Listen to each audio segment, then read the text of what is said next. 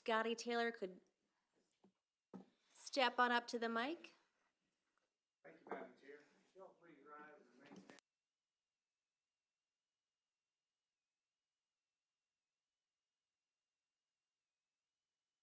standing. Thankfully for our sending our Lord and Savior and Messiah to save us from our sins, and thank you for many blessings. Also, give us wisdom and guidance as we go about our business tonight. In Jesus' name we pray, amen. And we have Steve leading us in the Pledge of Allegiance. Allegiance to the flag of the United States of America and to the republic for which it stands, one nation, under God, indivisible, with liberty and justice for all.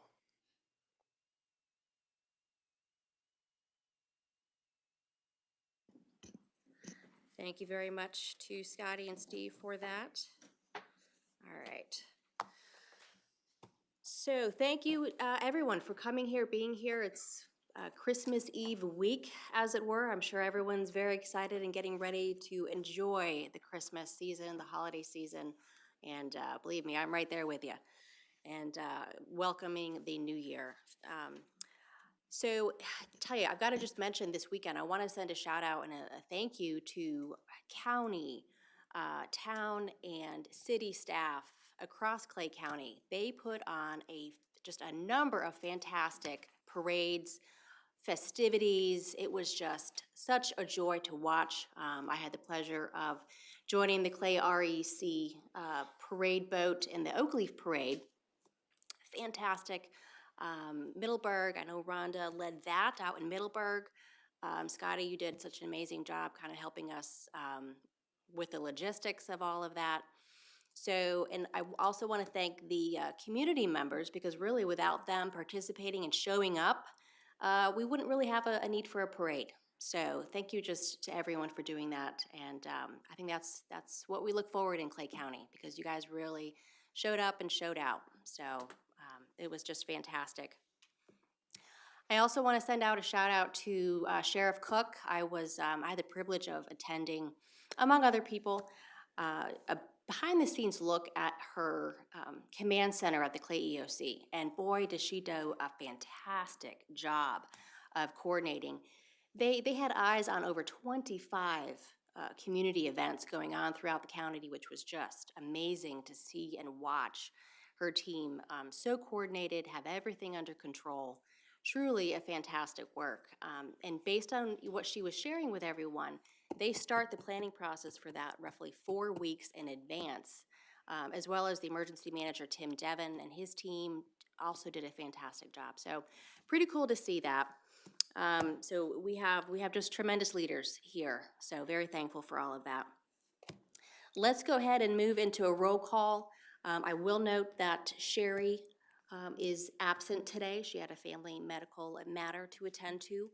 And Mr. Wynn also called me earlier today to let me know that he was not able to make it due to work commitments. So let's go ahead, starting with Kurt. If you want to start us off, just announce your name for roll call.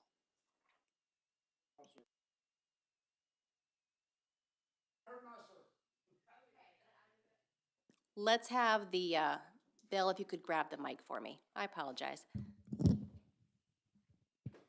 We need to make sure everyone's on the mic. Kurt, if you could restate that for us. Kurt Musser. All right. Bill Engelbrecht. Thank you, sir.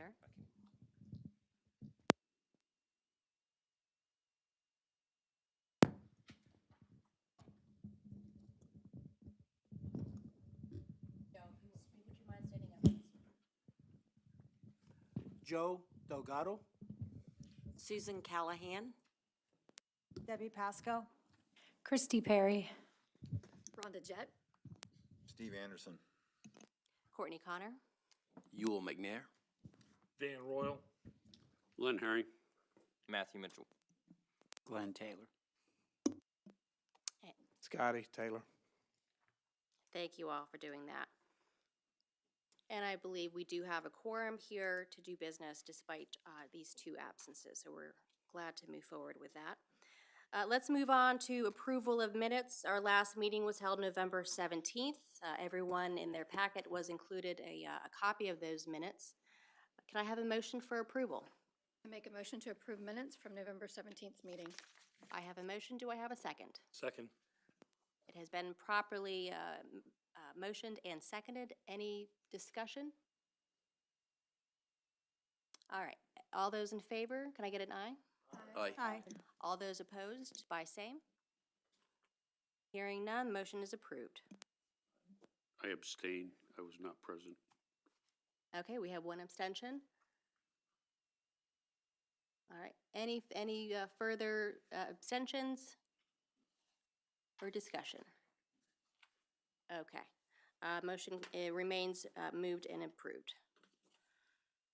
All right, we have for discussion today, two topics, and I'd like to just provide a little bit of a preface before we have our speaker. We're blessed to have Commissioner Jim Reninger to provide some expert guidance on our discussions, on our topics today. The two topics for review, moving into Article 2 today, is voting for commissioners, the district versus at-large consideration, followed by discussion of commissioner salaries. Now, also included in your packets were two summary reports from our last two CRC meetings, which provided an overview of everything that was discussed, what fell off the discussion, and then what was proceeded and approved for amendment that was pushed forward. For 17-18 CRC, with regards to the voting, and I'm going to address salaries a little bit later. For the voting, district versus at-large, that was debated, but not supported for any further action. Similarly, in our 21 to 22 CRC, that topic came up. It was debated, but again, no further action was taken with this particular topic. So with that understanding, and like I said, that information is included in your packet, I'd like to welcome Commissioner Reninger up.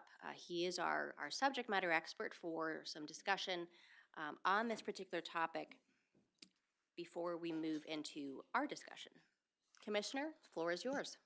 Well, thank you all for inviting me here tonight. And right up front, I want to thank you all for being volunteers for this important review of the charter. We have in the charter a requirement to review it every 4 years, and it's time. So a lot of you I know from past assignments. We go back 30 plus years, I think, and Van probably 10 years, and Rhonda and Christy. I know just about everybody here. But for those of you who don't know me, a former Navy pilot, 26 years, and then I got out of the service and ran for town council up in Orange Park, did 9 years up there, stayed out of politics for about 4 years while I was working for FSCJ for 11, 12 years. And then I decided I'd get back into politics and came here been here. My first term was up last year, ran for re-election unopposed, and I'm back for a second go at it here now. So community service, serving the public is in my blood, okay? That's not the case for everybody. And I'm mature enough right now to be, I can self-support myself without working for somebody else. So fortunate that I can spend as many hours as I want to here. 40 hours would be a short week for me as a county commissioner. But we're going to talk a little bit about at-large and district-wide elections. So let's get into it. Oh, do I do it? Which button do I push? Up?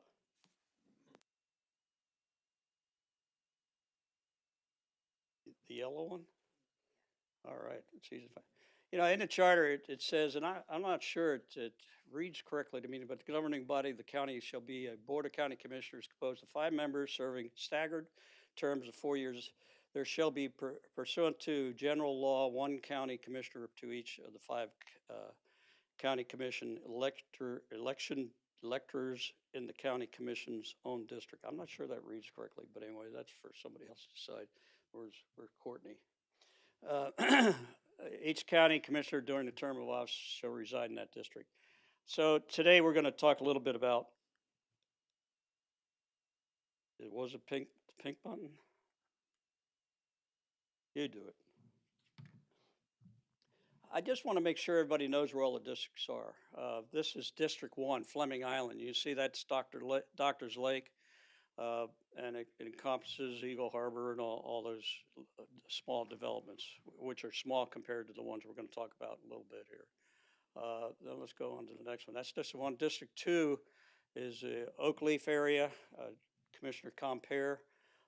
John Scrumolo was District 1, Commissioner Compere.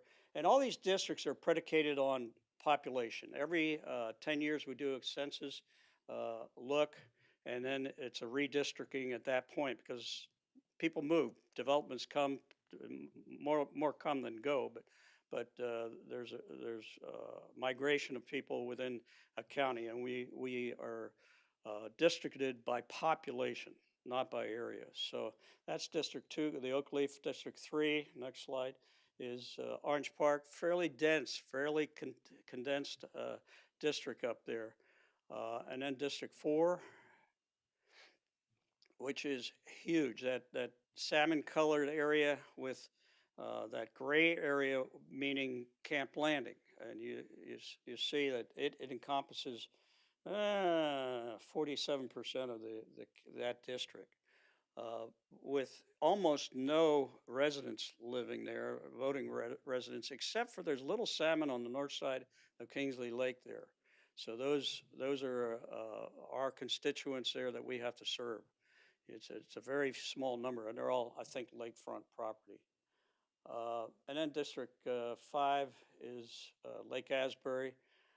You can see it's a fairly large district, but there is where the growth in the county is going to move to. That's where it's going to change over the next census. And everybody should realize that the governor is trying to redistrict right now, midway through, to account for the migration of people and looking at representative seats and representative increases. Because quite honestly, a lot of people are moving to Florida. They're getting out of northern states. They don't, especially this time of year. It's snowing up there, so and I don't think we're going to get any snow here. So anyway, those are the 5 districts. And then when you look at all, let's go to the next slide. When you look at all 5 districts, you'll see that District 4 is about half the county geographically, but it only represents about 20% of the population. So it's sparsely populated. And I don't know whether I put the next slide in there, but let's see. Yeah, you can see that District 5. I put a marker there with that salmon colored. You're going to see District. Well, first of all, we're going to reevaluate during the census. We're going to reevaluate population densities, and you're going to see that Lake Asbury is going to increase with a lot of population, and so and to balance it all out.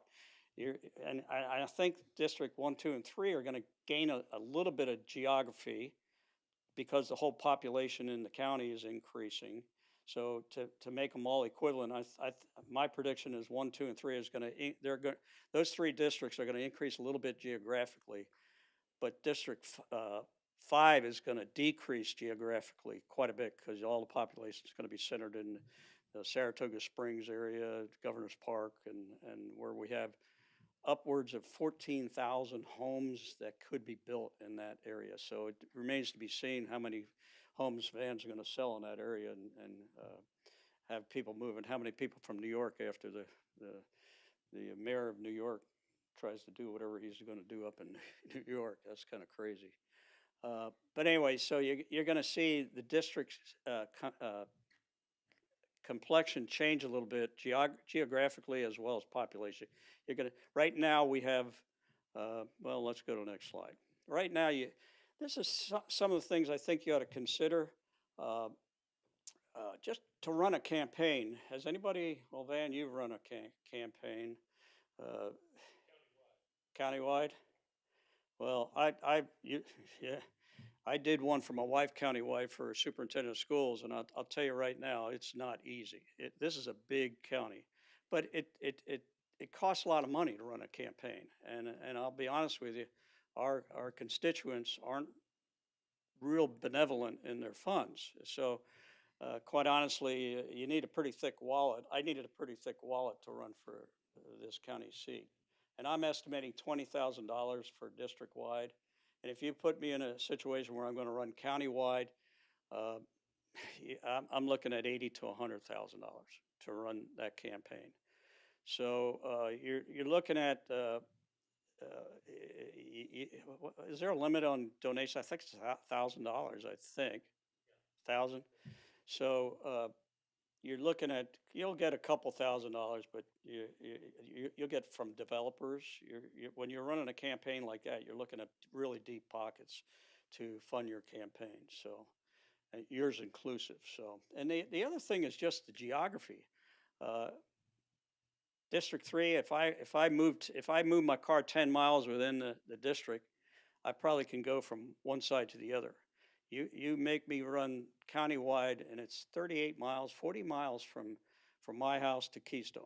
Okay, that's one way, and then you got to come back. Okay, so it's a real challenge to run a countywide campaign. Population right now, we're looking at 43,000 people who have potholes. They have derelict vehicles in their district. They have renegade dogs that I have to deal with. I have to deal with. Those are my constituents. You put me in a countywide. I have 230,000 constituents now. So today, if somebody calls me from Keystone, usually I know the person, and so I'll help them out. But I always have the out today that if I don't know the person, well, that's Betsy's district. You ought to call that county commissioner. Countywide, I won't have that luxury. Land use, I think I have some agricultural land in my district, but very little. Agricultural, rural, suburban, commercial. We all have all those categories in our district, but the district 4 is the one that has a lot of agricultural in it. So Betsy gets to deal with ag type questions, but countywide, alle, all free. Everybody's in that bucket there. Socioeconomic, we have anywhere from homeless to estates. Okay, but they vary in numbers depending on district that you're in. I have very few estates and very few homeless people. I have some estates along the river, but very few homeless. And there's a community in our county that lacks running water. I didn't know that when I got here, and it was a slap in the face to realize that there are some trailer homes that don't have their own well, and they run a hose from their buddy's well next door into their trailer. We have a nonprofit that provides public showers. Okay, and that was news to me as well. So the problems that county commissioner has, let me say, it's Keystone District 4. They have a nonprofit called the Mission of the Dirt Road, and I thought that was a crazy name, and because I'd never heard of it, but it's real, and they provide services to that segment of the population.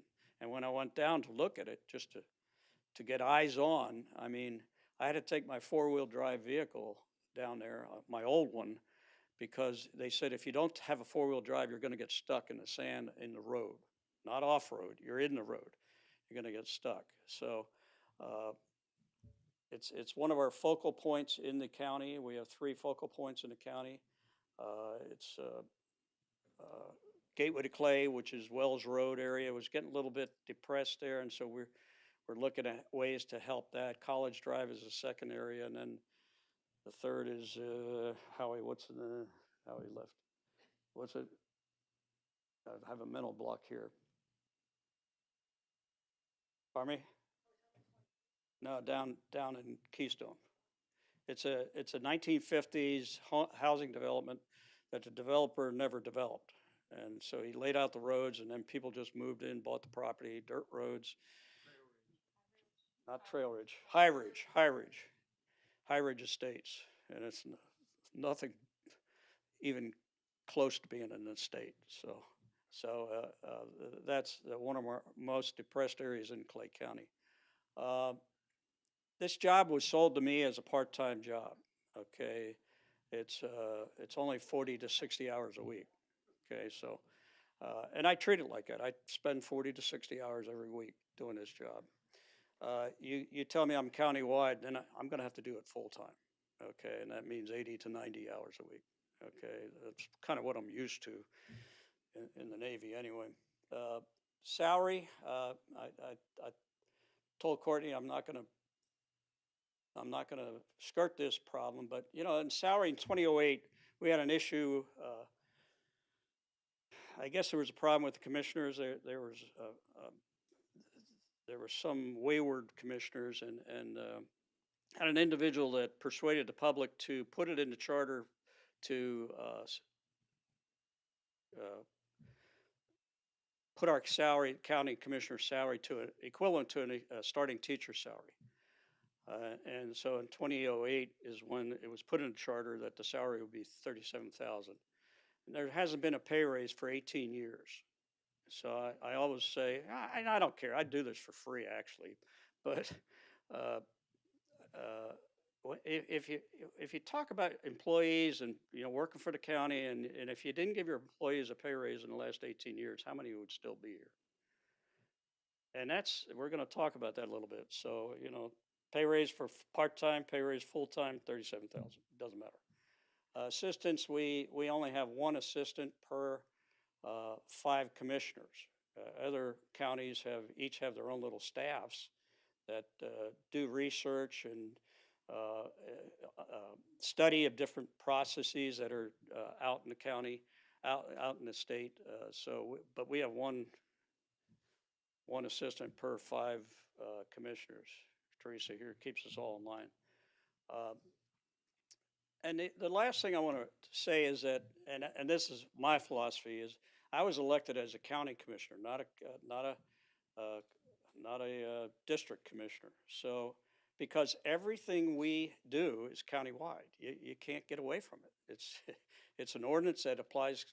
It's peanut buttered across the whole county. So, you have to look at what's good for nothing is great for everybody. Okay, no matter what you do, some people are going to love you, some people are going to hate you. And but the ordinances and the resolutions we pass are countywide. So you have to consider what this ordinance does to Orange Park as well as Keystone, you know, the northern and the southern part. So if it's good for everybody, you got to do it, or good for most of them, you got to do it. So so the fact that the perception that maybe a commissioner doesn't care about another district, if that commissioner doesn't care about another district, well, then they're not doing their job, because when they put their stamp of approval on an ordinance, it's countywide. So that's that. Let's go to the next slide quick. These are some things I think you ought to consider.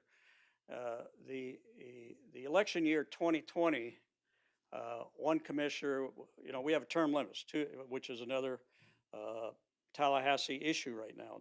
Term limits for county commissioners. They put them on other people, the school board. They put them on just about all your constitutionals, but they're looking at putting them on commissioners as well. And here, well, we already have one, so it doesn't matter. But in some of the smaller counties, they can't get people to run for office. We have 5 seats and we have 5 people that want to run. That's it.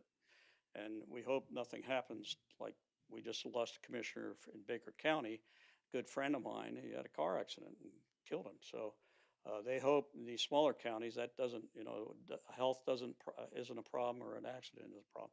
But in 2020, we had one commissioner that didn't run for his second term.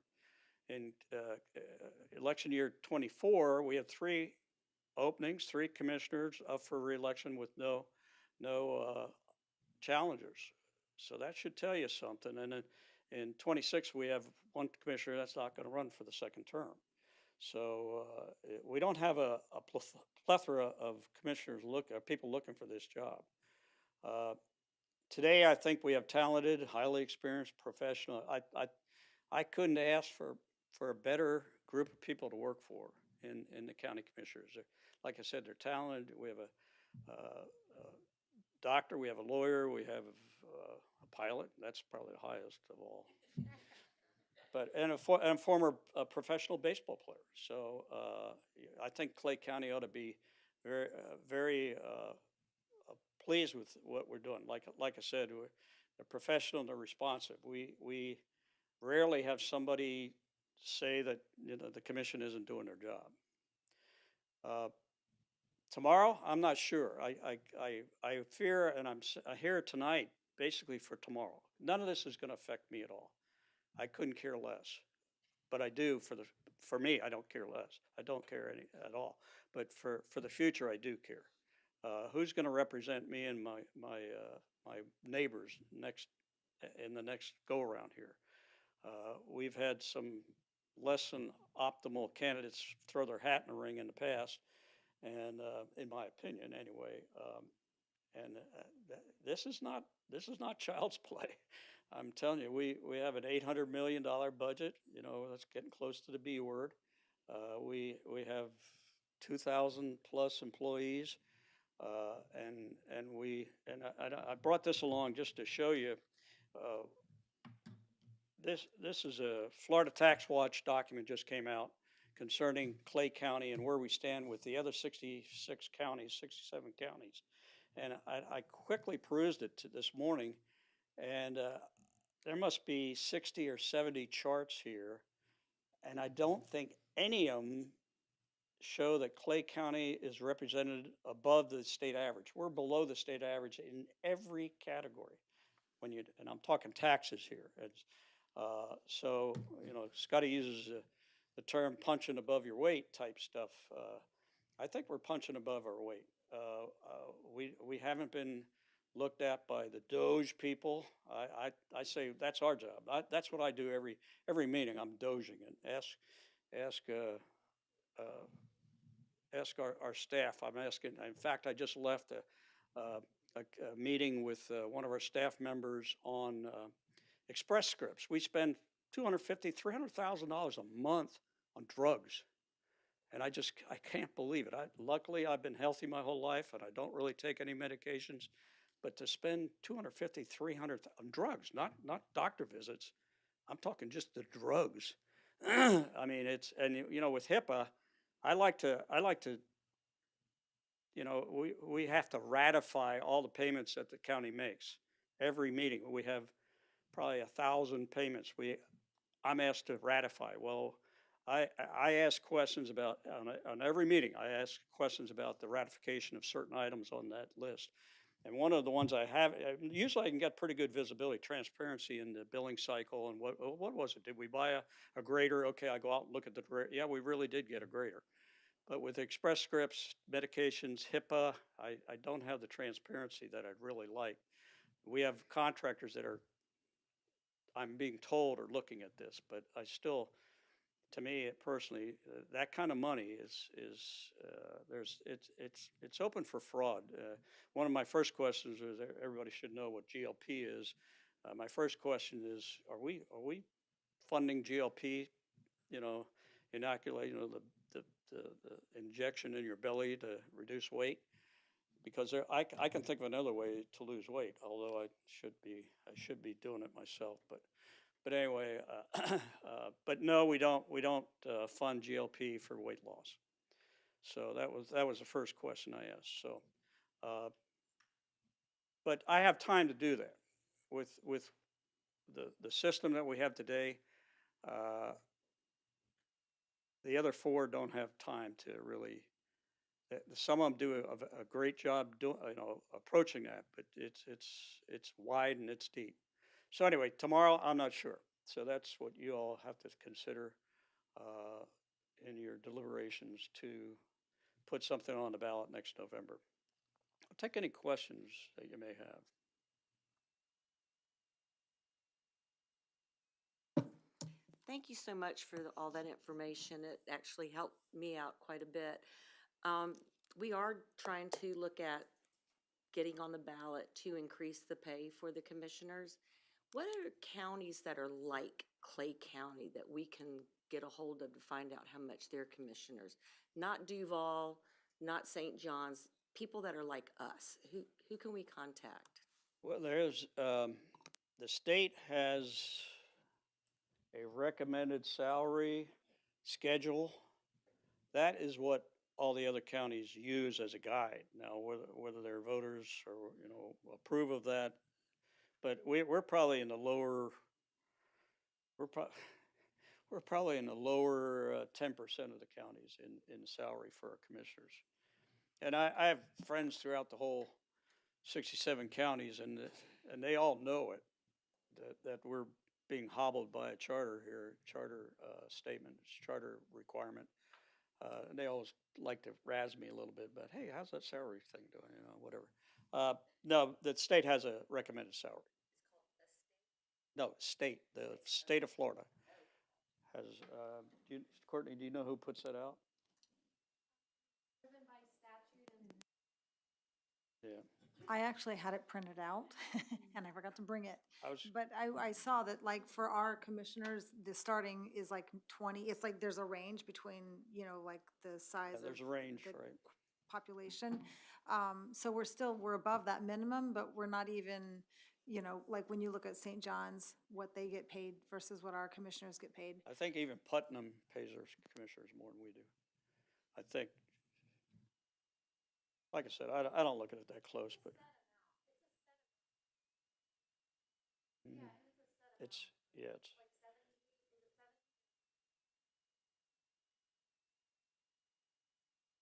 Yeah, it's a population-based formula, and our has gone up every year, so. And like I said, 18 years, that's kind of long. I don't mind being used, but it's approaching abuse. And so that bugs me a little bit, that people think so little of what the commissioner does until they need them. Then you're the godsend. Yes, sir. Who's responsible, because I don't remember reading in the charter, who's responsible for creating staff? Creating staff? Yeah, Well, the county commissioner the county manager recommends to the commission, and we approve it in the budget. okay, so when you get 10 or 15 requests in a week to do something, who's doing it? Just one person, times 5? You talk, when I get a request to do something, like create this slideshow, 5 of us look to her, 1, if that's your question. If I want to research, let's say I'd want to research, right now there's a problem with solar farms, and the Florida legislature preempting the design and building of solar farms on any ag land without our input. By statute, if it's designated ag type land, Florida Power and Light can put a solar farm on that property. Doesn't even come to our commission for approval.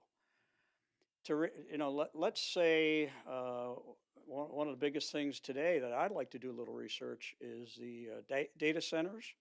They're going up all over the nation. They're good, but you need power for those data centers, and they tend to put a power station.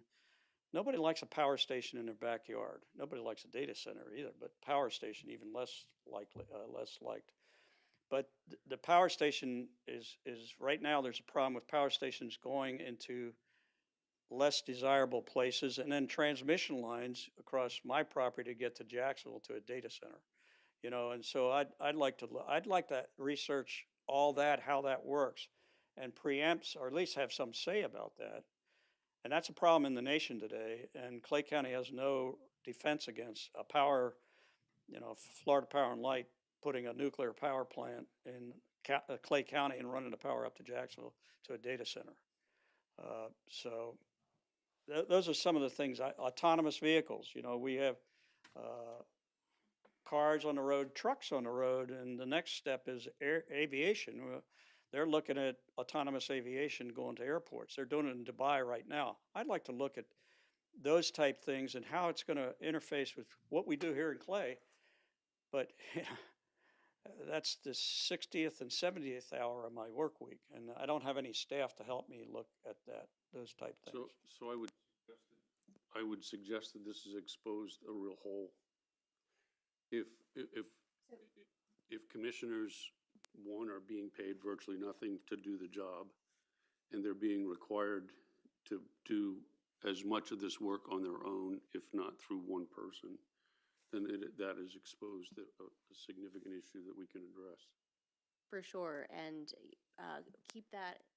put that on your notes, because we are actually going to commissioner pay. That's the second discussion topic. The first one, once we get through some public comment and some old business, we'll move into is the voting county versus Right, but I think what the commissioner district. has exposed here is that as growth continues, so too will the requirement for the commissioner to spend more of their dedicated time in solving the problems. And if you have a staff of 1 times 5, the ability to be able to do what you need to do, I mean, I have a staff of 36 and 64 lawyers.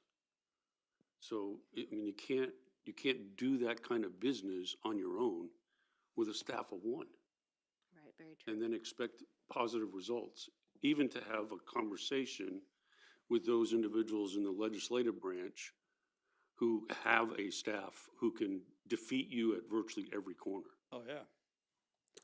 Van, go ahead. And the only reason I'm gonna jump in, because I know you wanna get back on task, but while Commissioner Renninger's there, I just wanna go on record, because I'm gonna have to sneak out one, I'm gonna support district by district, because I did run countywide, and I think you all do a good job otherwise.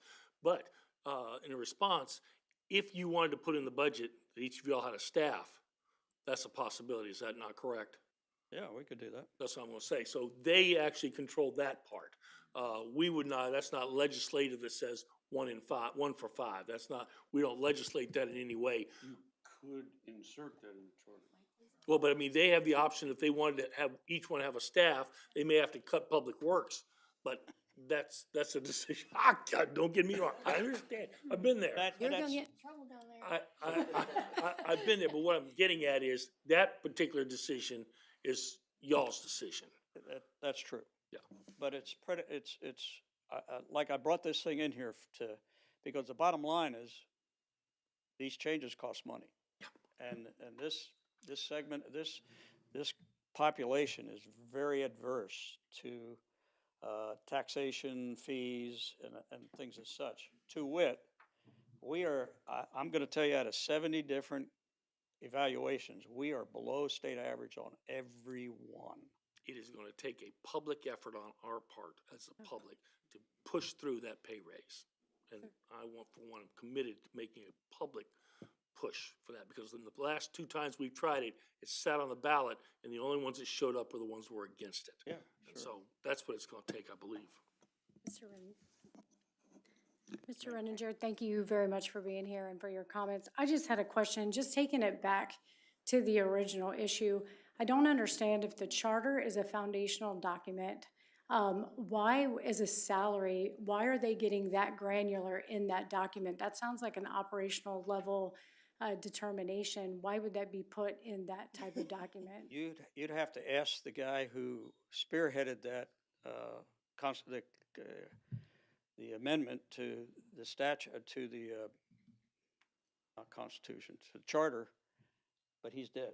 It's Durwood Schmidt. He led a public opinion effort that got it on the ballot and passed, and it was put in.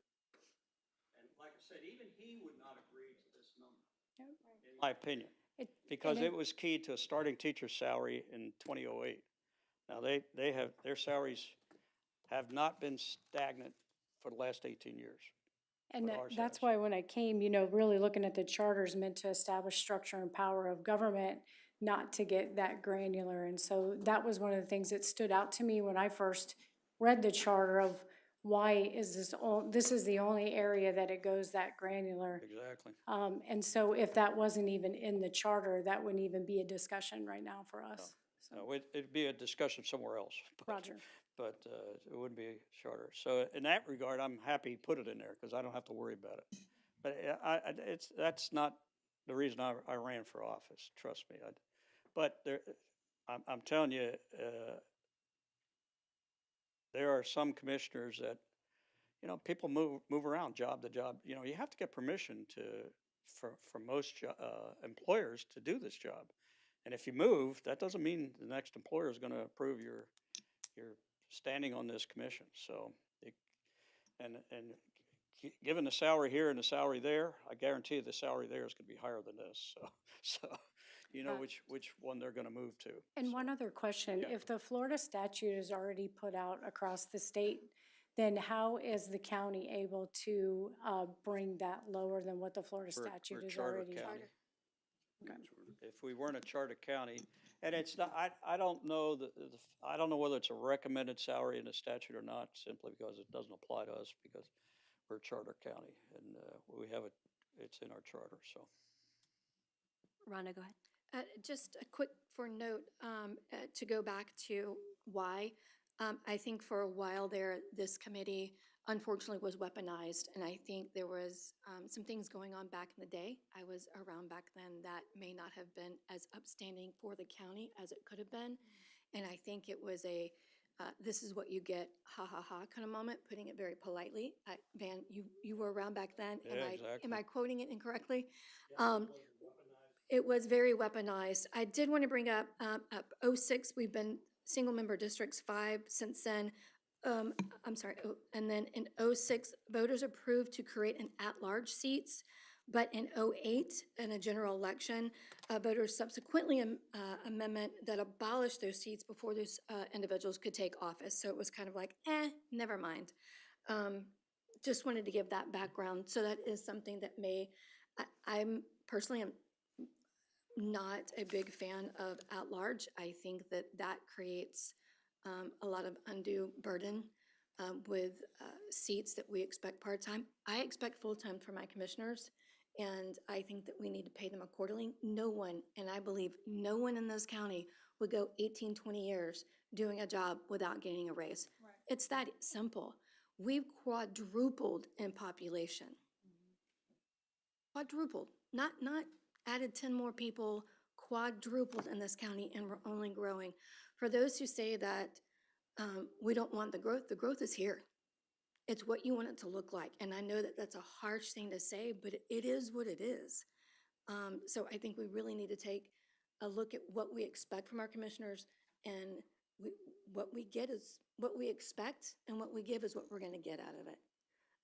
Right now, a lot of our commissioners are having to work. Some of them are in a blessed position to be retired, congratulations, or in a position to retire. But most of them are having to work other jobs. And they're doing this, they're getting paid, but you have to love this job to be able to do this job. And go over this county. Yeah, it's county district, it's district driven, but they all know that this affects our whole county. It's an 80-20, right? We've got to look at this. Is it going to affect 80% of our county? Let's get together on this or not get together on this. It's not, and some pet projects are pet projects for each district. I get it. That's how it works. But to have the expectations that case in point, 20-something, 27 events this weekend, and we expected our commissioners to be at every one of them. It's unfathomable. There were to me. I'm 26 sorry. events. I made 3, but unfortunately, they're all at the same time. So I just wanted to give that little bit of history on that was something that did go out. And then you get Keystone telling Oakleaf, and I'm just picking on them because at the furthest ends of the county, telling Oakleaf, this is who we want you to have. And that's, maybe the word fair is not the right word, but that's not fair to that district. You have no idea from Keystone what's going on up in Oakleaf as a community. When you're talking about infrastructure and stuff like that, you have all the road maps, you have all that, but you don't know. A good That's not me case being in- harsh, you don't. Good case in point, Oakleaf has no library. They accept use of the Duval County Library, which is just across Collins Road, I think. Oh, by the way, Duval does not allow them to come in free. They have to pay a fee to use Duval County Library. The next closest library, I think, is Orange Park Library, I think, Orange Park. And I say that with reservation simply because we just approved the building of a library in Oakleaf. Okay, so, but, you know, Keystone has their own library. Orange Park has theirs. Fleming Island has theirs. So Green Cove has theirs. So, Any additional? nobody knows the district better than the people that live in the district.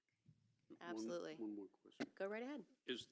Has there ever been a, because I didn't see it anywhere in the history, where this particular portion was readdressed or considered to be expunged? When you say this portion, This what are you pointing to? whole salary thing? Because what it requires is that you have to have a vote, and it's of the general election. When's the last time it was considered? When was the last time it was put on the ballot? So, 17, 18. It was And- part of that charter amendment. and 21, 22. 21, 22 changed the amount. 17, 18 actually, in the charter amendment, was trying to take it out of the charter. Yes. Exactly, and turn it back.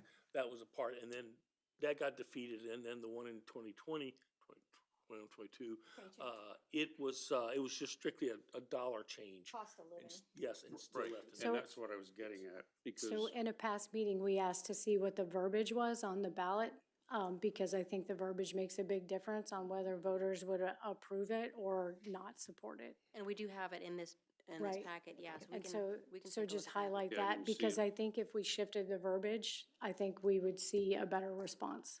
But would it be, and I don't know if this is the next section, but would So- it be more appropriate that we amend this to include a cost of living adjustment without voter consent? That is all options that we can certainly include in our discussion, which we will have in just a bit. So right now is really just, I would like to limit it to questions for our commissioner, so that we could go ahead and move on per the agenda. So any other questions okay, Kurt, if you could grab the mic. This is, and I've got, because the other thing, one of the things I brought up at the very beginning of our commission was the idea of expanding the number of commissioners from 5 to the next logical number would be 7. Because again, we keep talking about population, we keep talking about commissioners are based upon population, correct?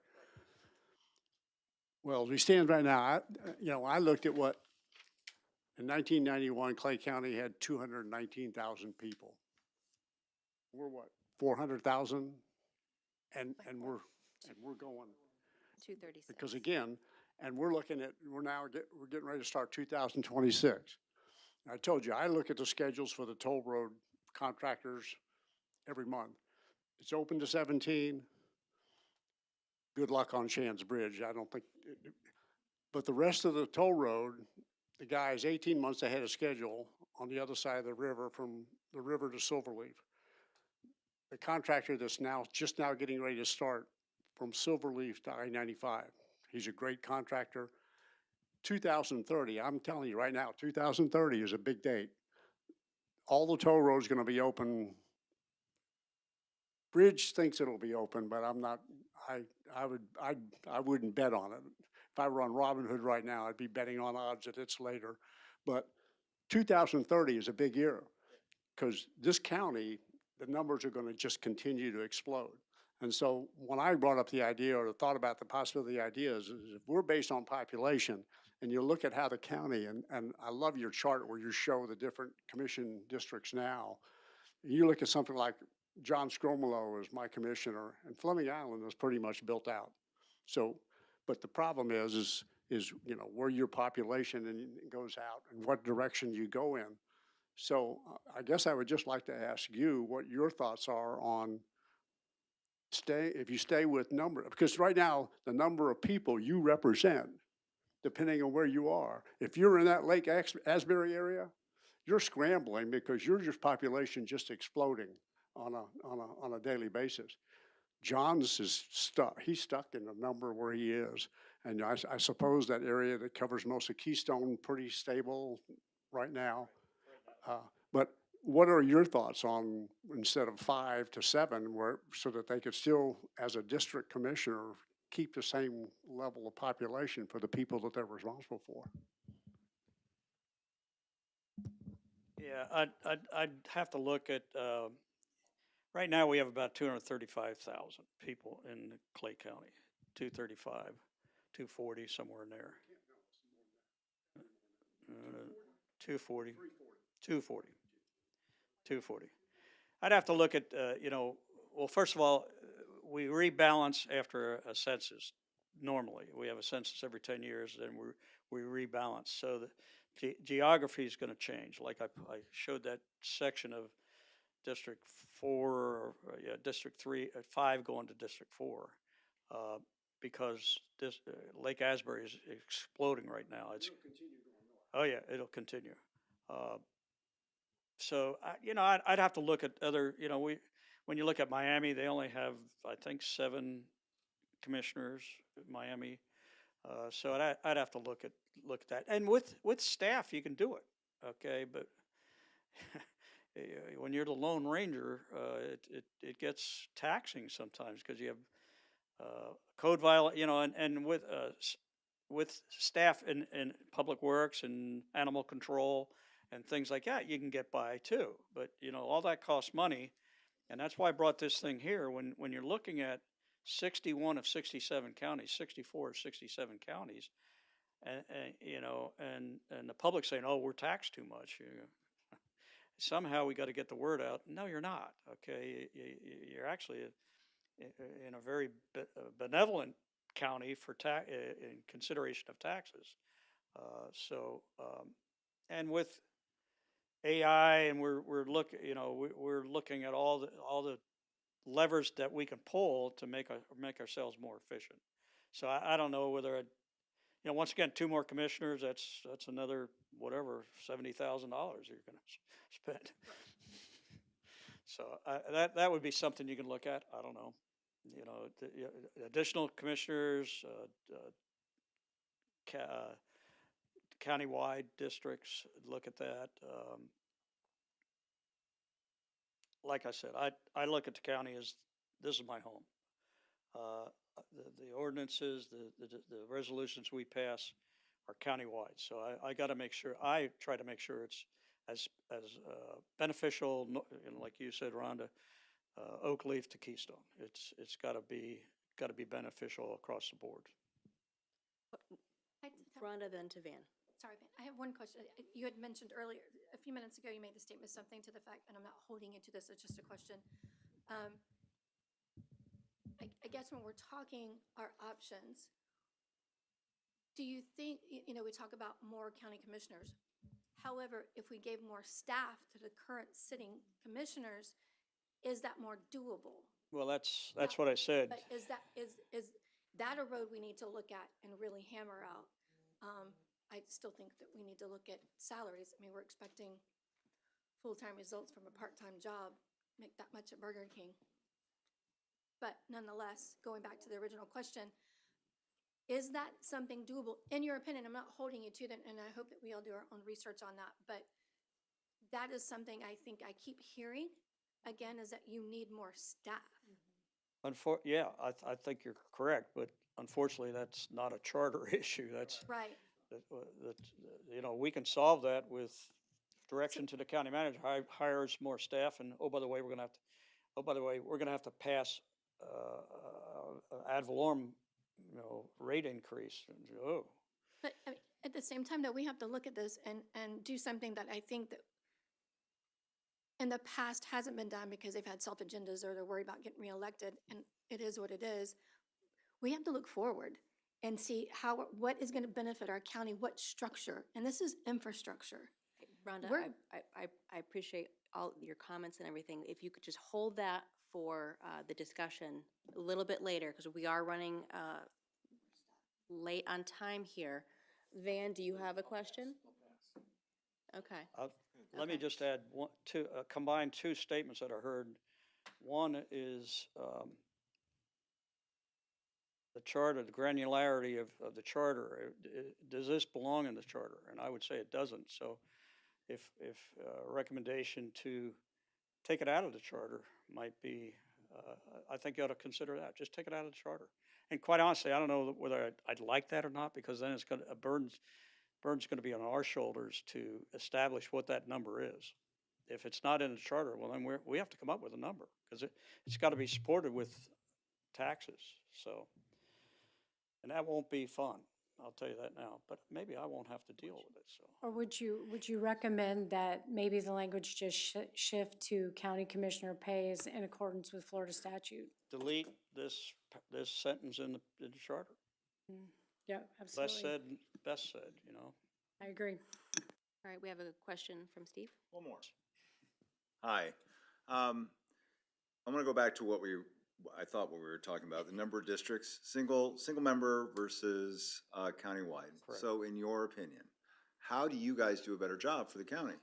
Is it individual districts or would The way it it be is now, countywide? the way it is now, I'm going to tell you that most commissioners carry the mail for their district, okay, irrespective of the benefit to the county.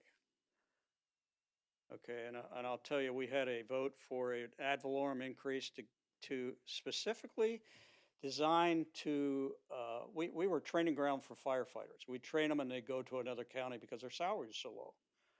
And so we had a motion to motion to increase ad valorem, $500,000, to provide the funds to keep our firefighters here, which, by the way, it worked, but it only passed 4-1 because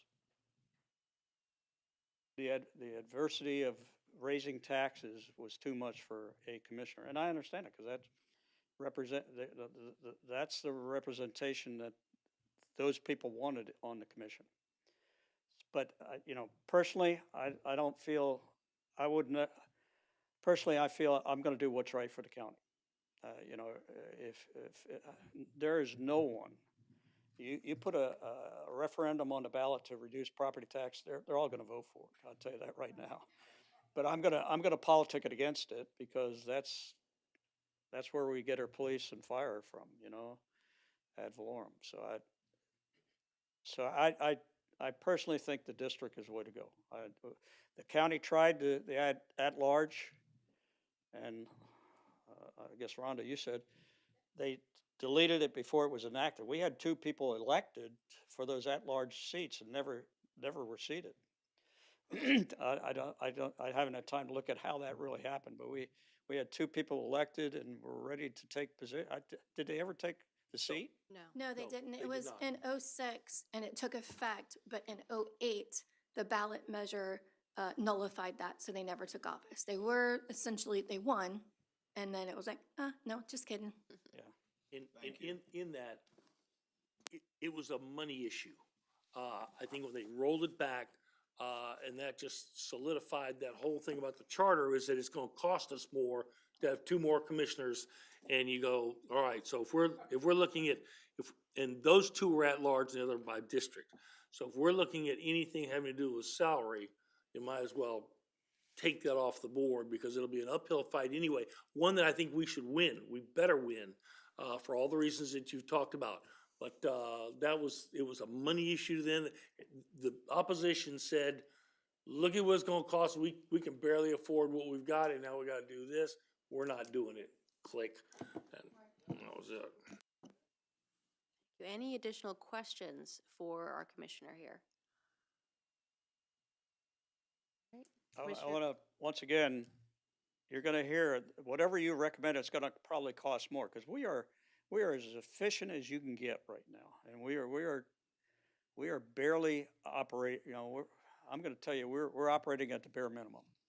And so anything you recommend to improve the quality of life, improve Parks and Rec, improve libraries is going to cost money. And the public is already of the opinion, we pay too much tax already. The proof is here. That's not true.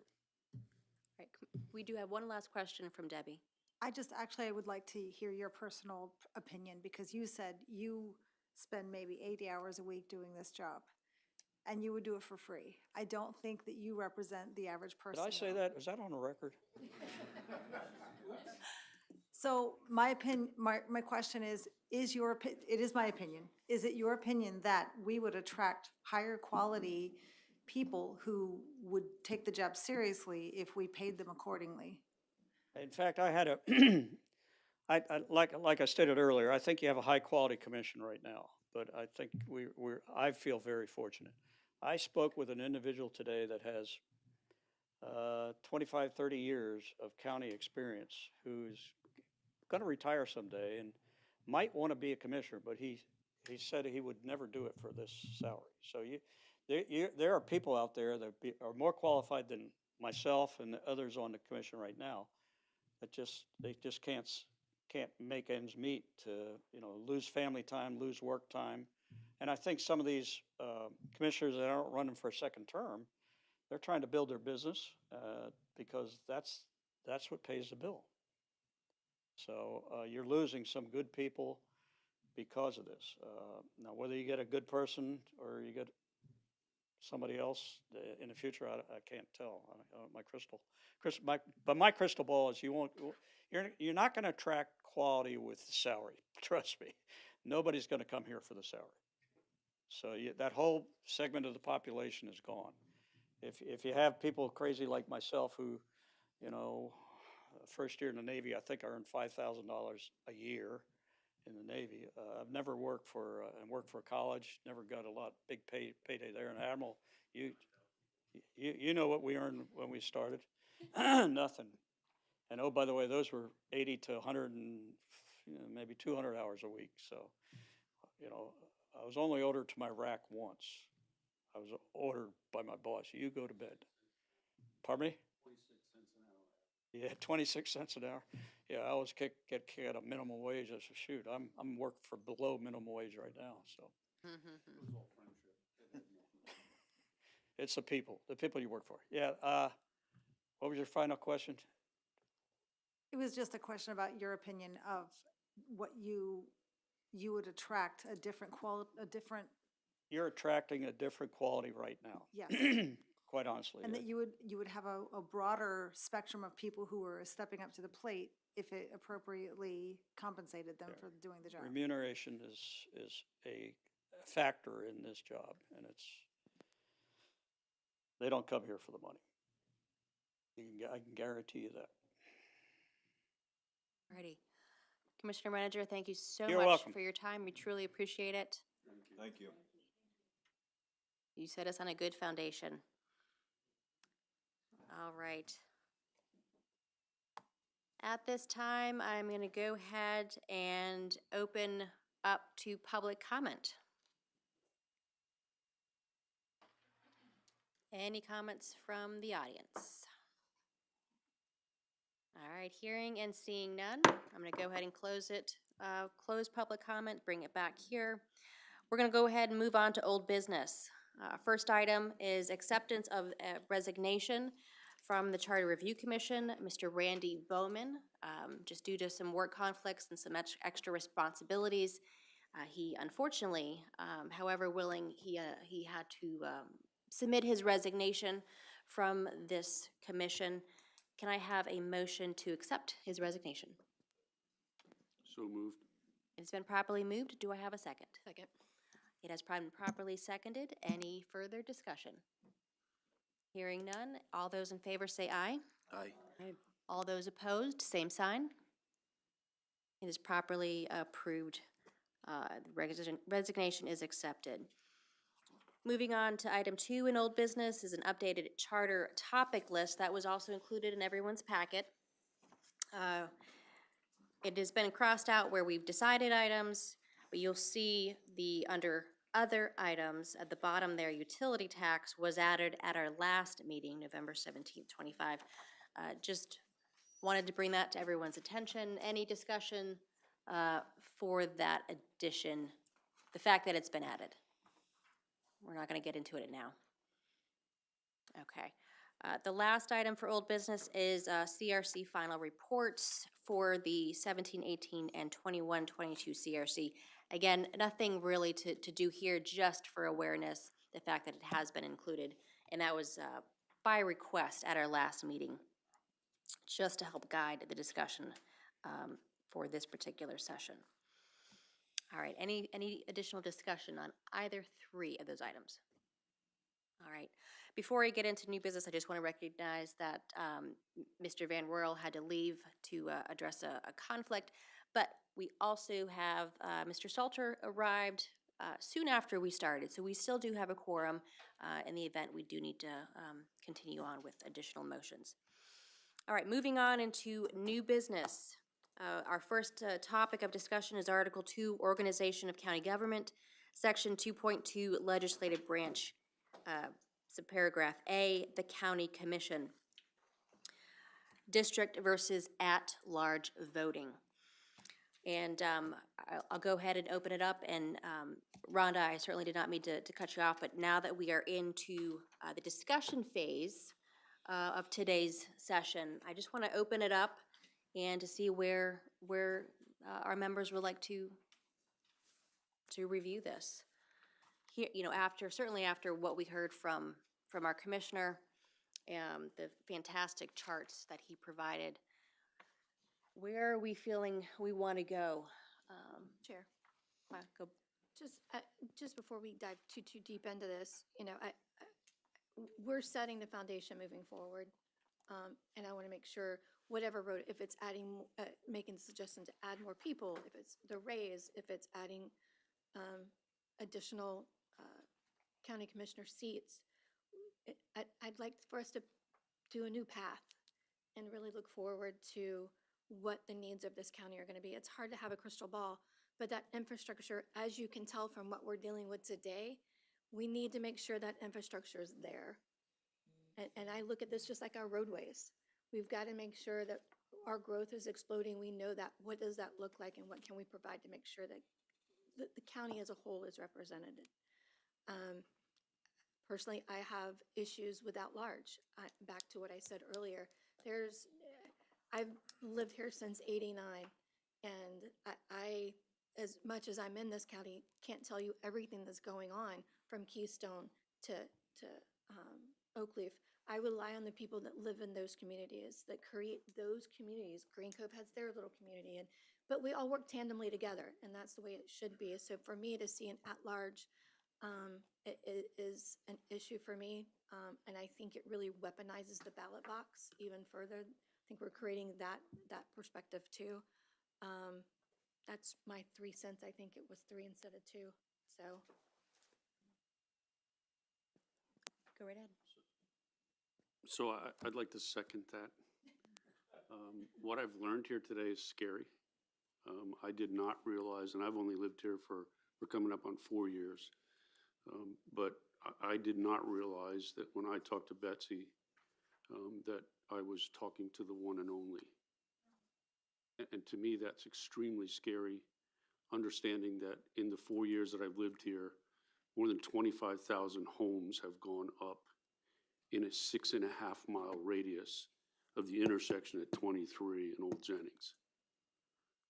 And that same group of individuals is responsible, plus one, who she disappeared, to both understand and comprehensively provide the leadership necessary to make a decision, because that's what we've elected them to do. So I too am extremely scared that an at-large would make it more difficult for them to concentrate on one specific area.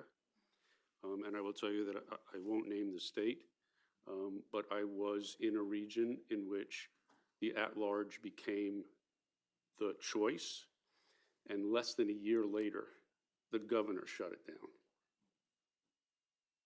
Because of the complexities and the complaints from local voters to their elected officials in the state, that this became such a disaster, and that they felt that they were no longer represented in the at-large environment. So I think it's really important that if we're going to address, we address what we heard here today, some way, somehow. And I think that, again, I think, Rhonda, you're spot on. We've got to figure out how to do this for the future. And the future means something different than what we currently are seeing or hearing from our commissioners. And just to add real quick, Teresa, bless you. and I'm sorry.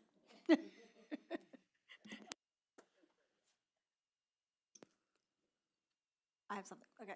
Well, actually, one, I propose that we move some unmiked people to mic'd seats, because that might make it easier for them to talk.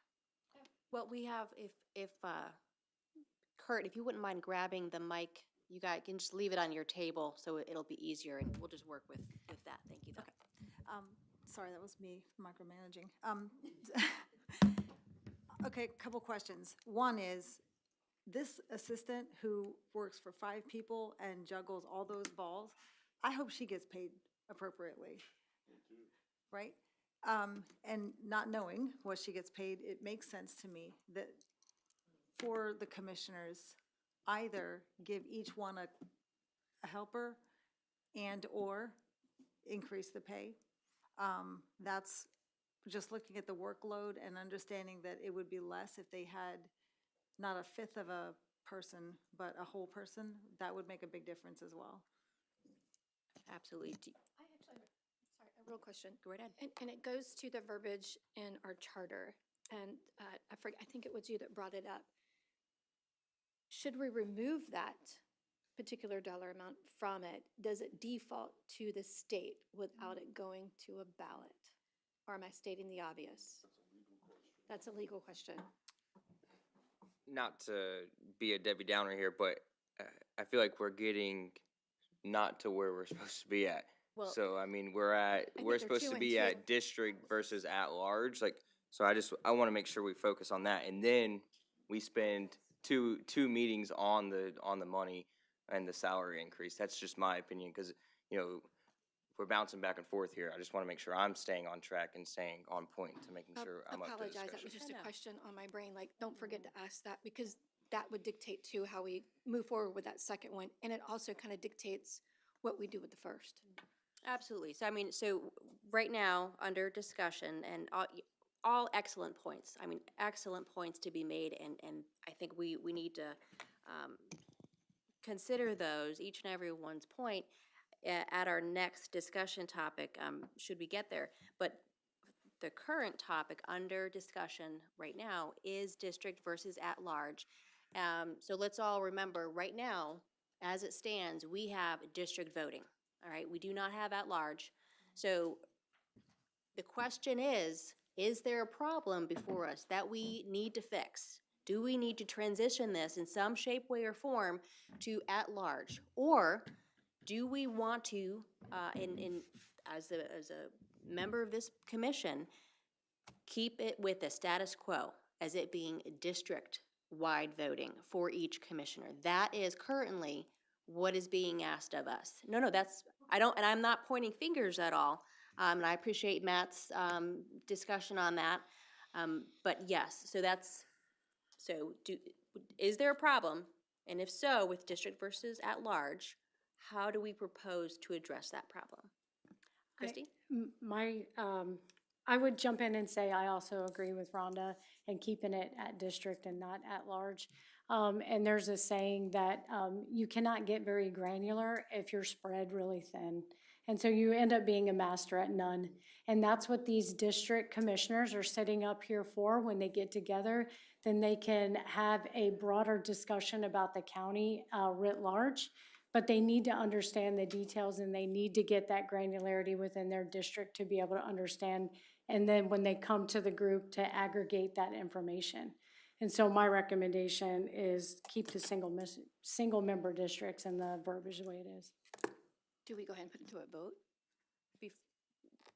We can do that. I just want to make sure that other voices of the members here are not silenced. I want to make sure we give everyone an opportunity to be heard. So any additional members on this commission here would like to have any further discussion on that before we move into a motion? Val, go right ahead. Sorry, you. Vice Chair. Vice Chair, go right ahead. So the question that I have is yeah, I support the district model. I do, because I think, you know, every district have their quarterback, their go-to person to make it more efficient. The question is, considering the growth that we're seeing now and what we're going to see going down the road, I believe Commissioner Renninger may have mentioned it or alluded to it. Is it possible to increase or reassign the districts, but you still have that focus person for the district? So, so that's really the question. Maybe it's a legal question. Let me just address that. I think when he was up there, he did mention with an upcoming census, they may be redistricting based on the population, because that's how the districts are assigned. It's based on the population. Okay. So we'll have to wait and see Okay. when the new census comes out, but good question. But- We'll get to Bill first, and then we'll move over to Let. Go right ahead. Bill. To answer your question, how they're doing the census is they actually take the total population divided by 5. So there's some things that I would like to propose or for us even to talk about maybe in the next meeting, but I wanted to highlight on those, and I'll wait for those when we do the CRC member comments. So I'll wait. Okay. Len?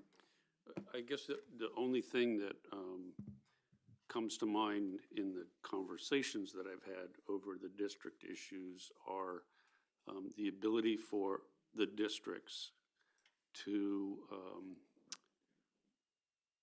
define for another district the outcome when the district votes in the negative and the rest of the district votes in the positive. And this is in particular development and rezoning. So when I've asked my folks throughout my community what they thought, one of the issues that came up was that the 4 other commissioners decide what goes in my county because my commissioner's voting in the negative and they're all voting in the positive, and we end up with it. I think that would have to be a discussion, with that particular commission, the commissioner. Yeah. His or her perspective of what needs to be done or what shouldn't be done within that district. It's difficult to apply one's perspective to all 5 commissioners. I mean, that's just a challenge of being on a multi-commissioner board, for Yeah, sure. I know. So, but it's a valid question. But it is something that could be done by charter. If you look at how the vote could be done and be put to a different opportunity. Well, certainly maybe something to just note down, and we could, should everyone agree a little bit later on, we could add it to the list of other items to potentially discuss, should we have the time to do so. Because it was the only thing that kept coming up, that individuals who I asked who had been involved and have been here for a very long time, that other commissioners are dictating their wills because they don't want it in theirs, they do want it someplace else, and they're voting to rezone. And they're being outvoted. Again, I think just it's the challenges of It is. working together or not working together, but that's really dependent on who the community elects as commissioner. Go right ahead. Okay, not to be so blunt, but I guess the question is, does anybody up here see a benefit to at-large? I mean, that's what we're dancing around this, but I mean, I think we all kind of agree that district is where it is, it's worked well, it's not broke, so I don't know why we have to fix it. Looks like it's great to me, so, I agree.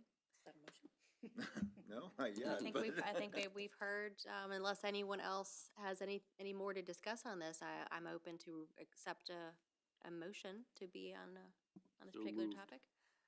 All right, That we delete the no further subject. discussion on this. We'll keep it at district.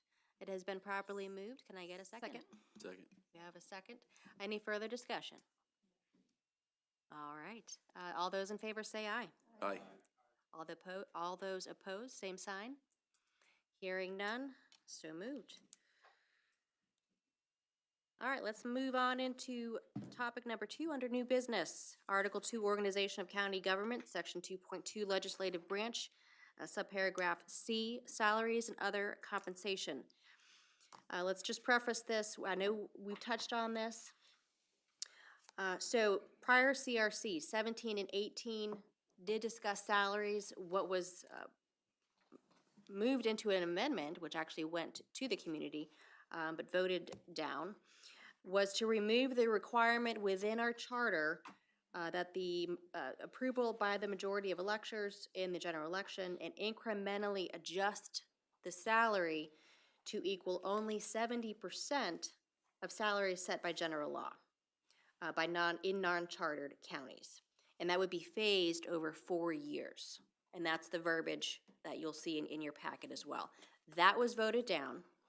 Then at our next, the last CRC, 21 into 2022, the only language that they went with, the only avenue that they pursued was an annual cost of living. And that was approved, that went to an amendment, but it was also voted down by the members of our community. So, and the language, we do have that, again, in our packet. We could take a look at it to reference throughout this, this discussion. But I just go ahead and open it up to members who would like to explore. How can we, based on what's been done in the past and what's been voted down in the past, how can we approach this a little bit differently? What do you all think will stick this time that the community will also perhaps agree with? Chrissy? I would just like to jump in here and say, one, we could either go for option A is just remove the paragraph altogether. And B, the other option would be is align county commissioner salaries to the Florida statute and leave it at that. I think the language that they put in the ballot is very confusing. If you don't understand it, it's really hard to read through and understand what we're asking for, and we're putting dollar amounts again. I think really we either align to the Florida statute, or I think we take it out of the Charter Commission. And I think if we provide clarity, it's easier for people to come to the ballot to vote on and know what they're voting on, would be my recommendations. Rhonda, go ahead. Also, I'm not picking on the school board, but the school board is also by Florida statute. So the PCC are the only ones that are not following the Florida statute. Something to poke into the columns of whichever one you want to go in. The knowledge. Len, did any comments coming back? And I think it's the easiest way to solve the problem. I think that marking a specific dollar amount is not a very smart way to go when individuals understand that the cost of living adjustments alone are expected by virtually everyone out there. But yet you're telling these individuals that you're stuck in something that was made 18 years ago because it's in a document. I think that what we should do is consider, as Christy has suggested, removing the language as it currently appears and rewriting it so that that adjustment is consistent with the state. And then it becomes a commissioner's requirements to figure out how to fit it in the budget. But the voter doesn't get an opportunity at that particular point to restrict the commissioner for the duties that they are now taking on as a result of the voter's choice. No, good point. And I've heard from a number of you with regards to considering staff as another payment consideration. Do we want to look at that, or as I'm hearing from multiple members here, just stick with a simplified approach aligned to Florida statute? So I just want to put that out there. I know many of you have already done that. I do have one question. What would be the salary if it is aligned to Florida statute for the county commissioners? Hold on, what's? 96. I believe it's a formula that they use based on the population. Yeah. Oh, yeah, here. You want me to read it to you? I can, sorry. Yeah, I mean, if someone has just a number off the top of their reading it. So I pulled this today, and it is off the state site, well, government site. Currently, it would be 24, 25 would be 93. So, that's a $40,000 increase per county commissioner. So, my concern, I'm a no vote on this, 100%. My concern is where are we going to find that money for that? And then secondly, you have teachers who are making $48,500, maybe a little bit more, who have been in the field for 25 years, who have not seen a raise. Okay, full-time job, whatever, however many years that is, 25 years, full-time job. So those are my concerns. I'm a conservative. I don't agree with raising taxes. I also don't agree with you come on here and you serve, no matter what the salary increase is or what the salary is. Okay, so that's kind of where I stand on this, and that's a big jump to from where the current salary is to where it will be. So 90,000. That's what concerns me. So I'm gonna have to be a no on this. Susan, go right ahead. We have got so many new subdivisions being put in here in Clay County. They're gonna be paying property taxes. I think we're going to have the money to pay for more teacher salary, because I'm all for that too. I'd like the idea of taking it out completely, the verbiage, to allow the state to kind of give us some guidance on paying the commissioners. But I feel like we're gonna have the money just by property taxes. So, So then what happens when the property taxes get removed?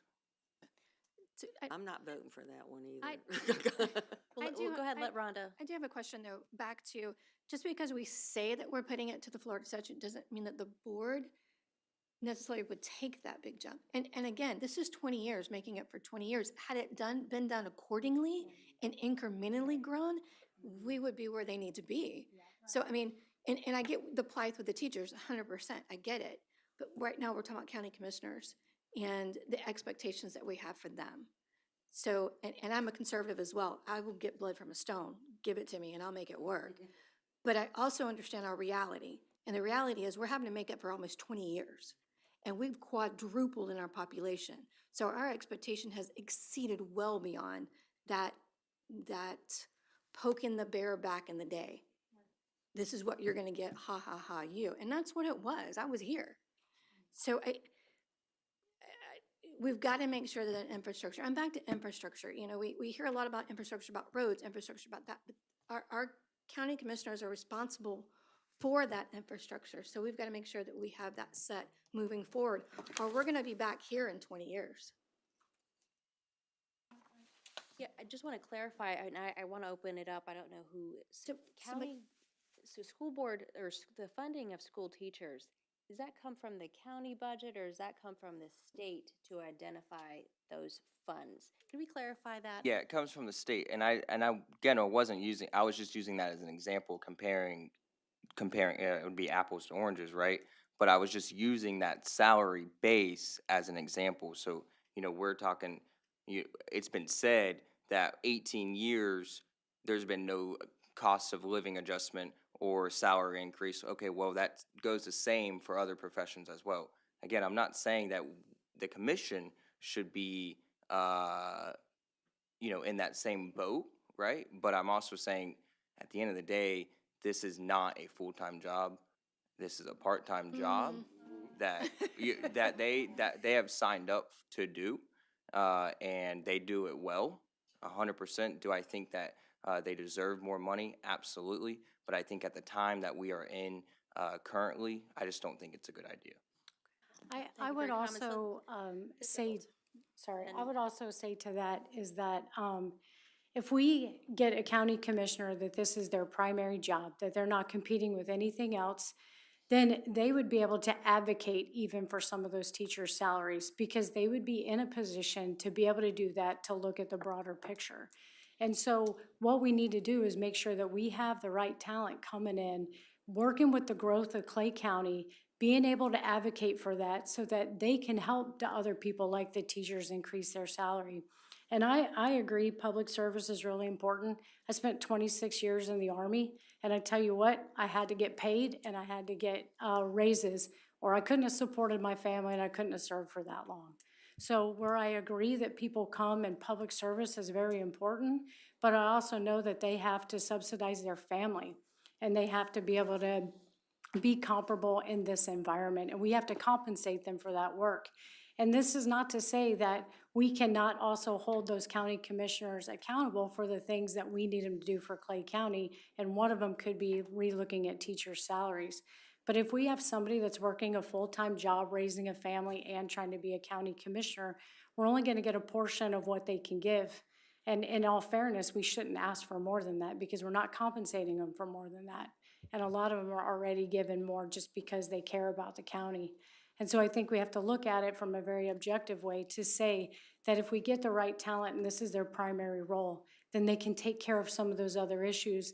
But if we never get somebody in a seat here that can make a vote on that, those types of issues are never gonna come to the table and get fixed either.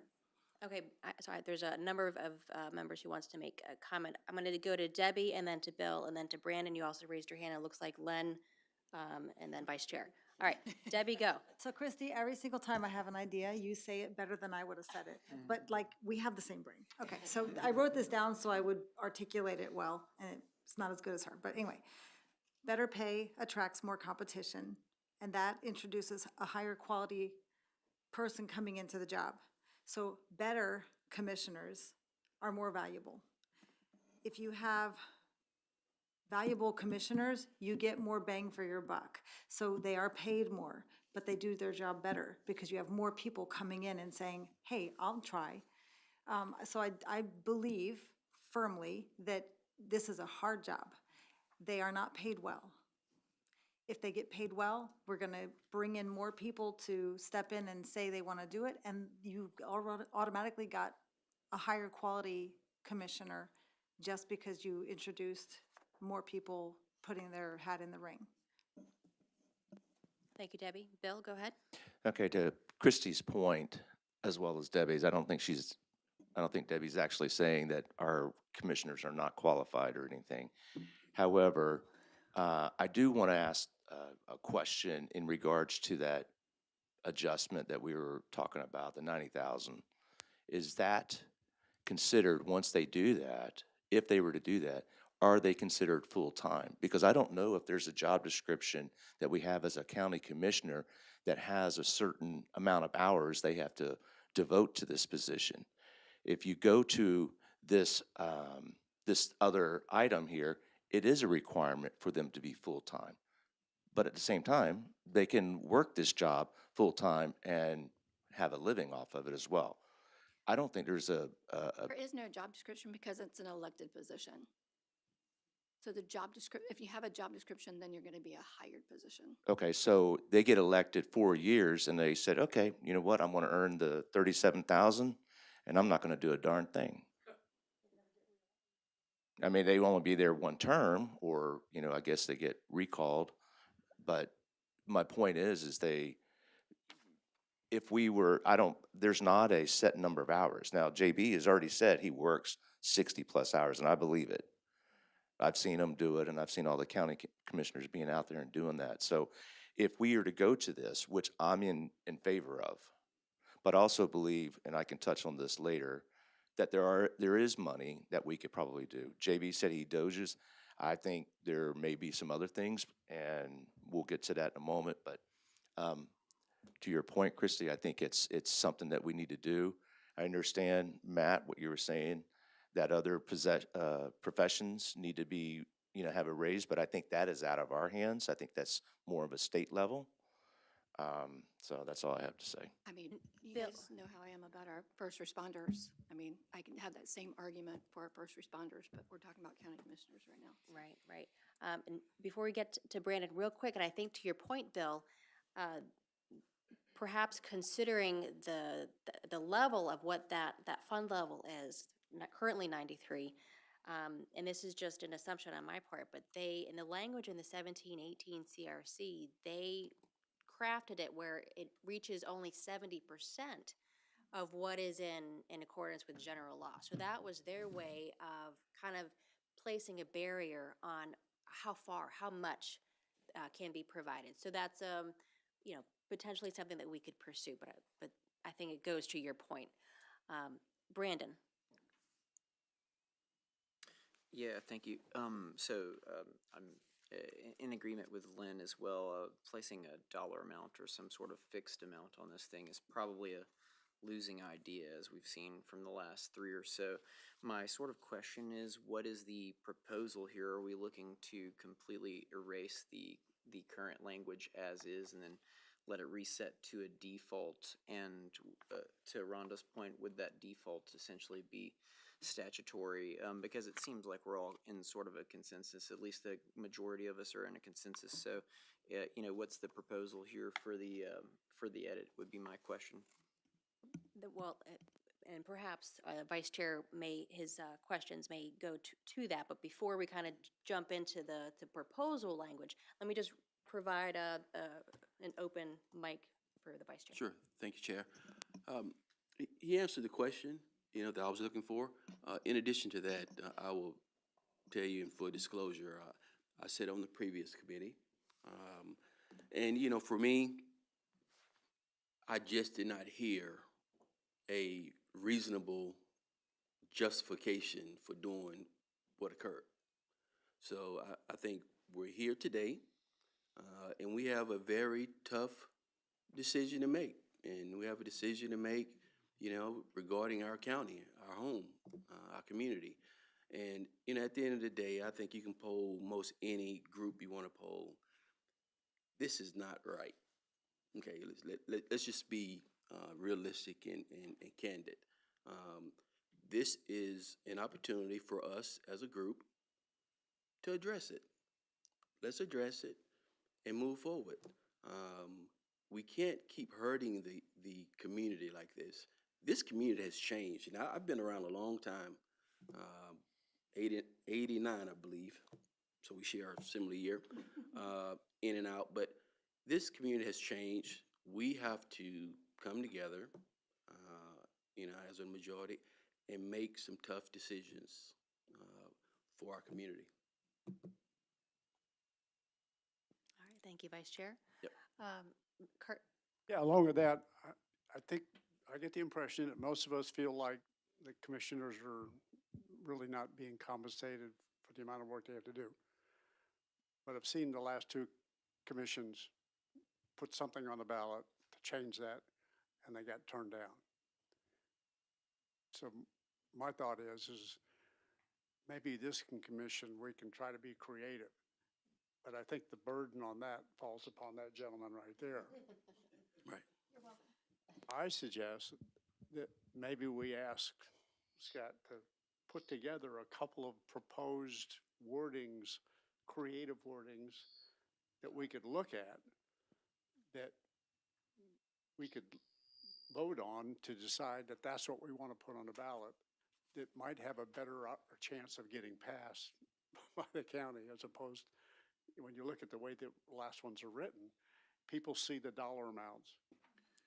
Well, the problem is you have to have the financial impact of whatever it is that is decided to be proposed to the voters.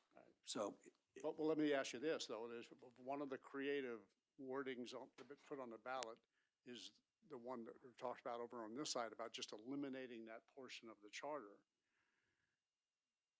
Would that require, I mean, do you have to put that portion of the charter on the ballot? as to where they whether it see would that? just default back to the state, I would say you would still have to have some kind of language in there. But even if you didn't, you would have to have the financial impact from 37,000 to 93,000. And, you know, I don't know what the voters are going to do, but I would say I don't think that would be very popular. I guess my question is why wouldn't you just be able to say, align to the Florida state statute and leave it at that? Why, why do we have to, why do we have to boil the ocean? Well, you per have to se? disclose that. I mean, you can't, for just that But, reason. but the Florida statute is open source. Anybody could go and read it and see what that would, how that would apply to Clay County. I would say that's not sufficient. I mean, that's a nice thought for what we're trying to do, but that's, Yeah, I Steve? mean, So Glenn, in the back of our package, all right, so this was something we put together last time with the Tallahassee did this. So they put wording in there. I'm just gonna read the wording, because I think it kind of satisfies what Glenn was just talking about. It just says, shall the charter of the city of Tallahassee be amended to provide that members of the city commission be paid an annual salary equal to the annual salary set by state law. That's it. There's your guideline, but that's all that has to be said. I mean, there's no number, there's nothing to do with that. Matt, There's not a answer number what in, you're- there's not an actual number in the No. amendment, No. but the amount still is gonna have to be disclosed. No. This is what the city charter had. Not on the ballot. That's what the ballot said. I would say in the supplemental, literature that goes with the amendment that's released to the public.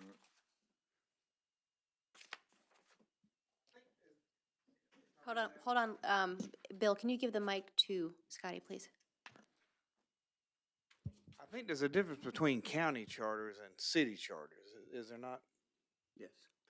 So, I think, correct me if I'm wrong, Mr. Attorney, if the only way to change the salary from what it is now to what is recommended by the state is for Clay County not to be a chartered county, then it will revert back the other way. But that also, what we do collectively is we recommend to the voters that they do this. We don't have the authority to say, this is what we're gonna do.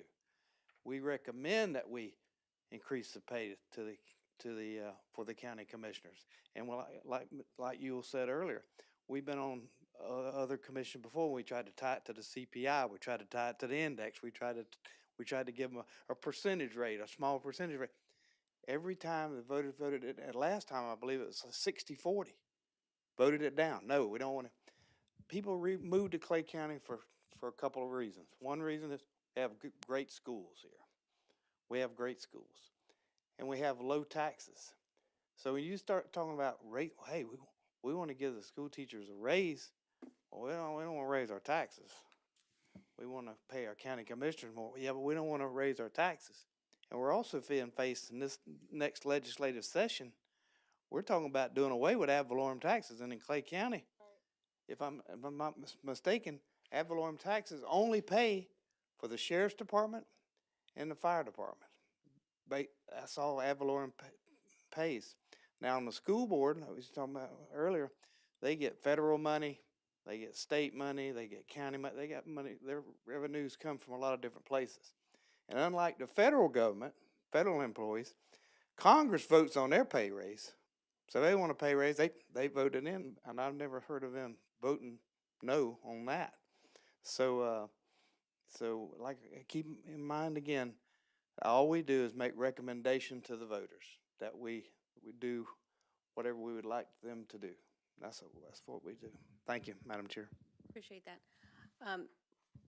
I noticed the county attorney, can I just, one point of clarification to what Scotty had said with regards to us having to be a non-chartered community in order to somehow revise the commissioner's pay. Is that correct?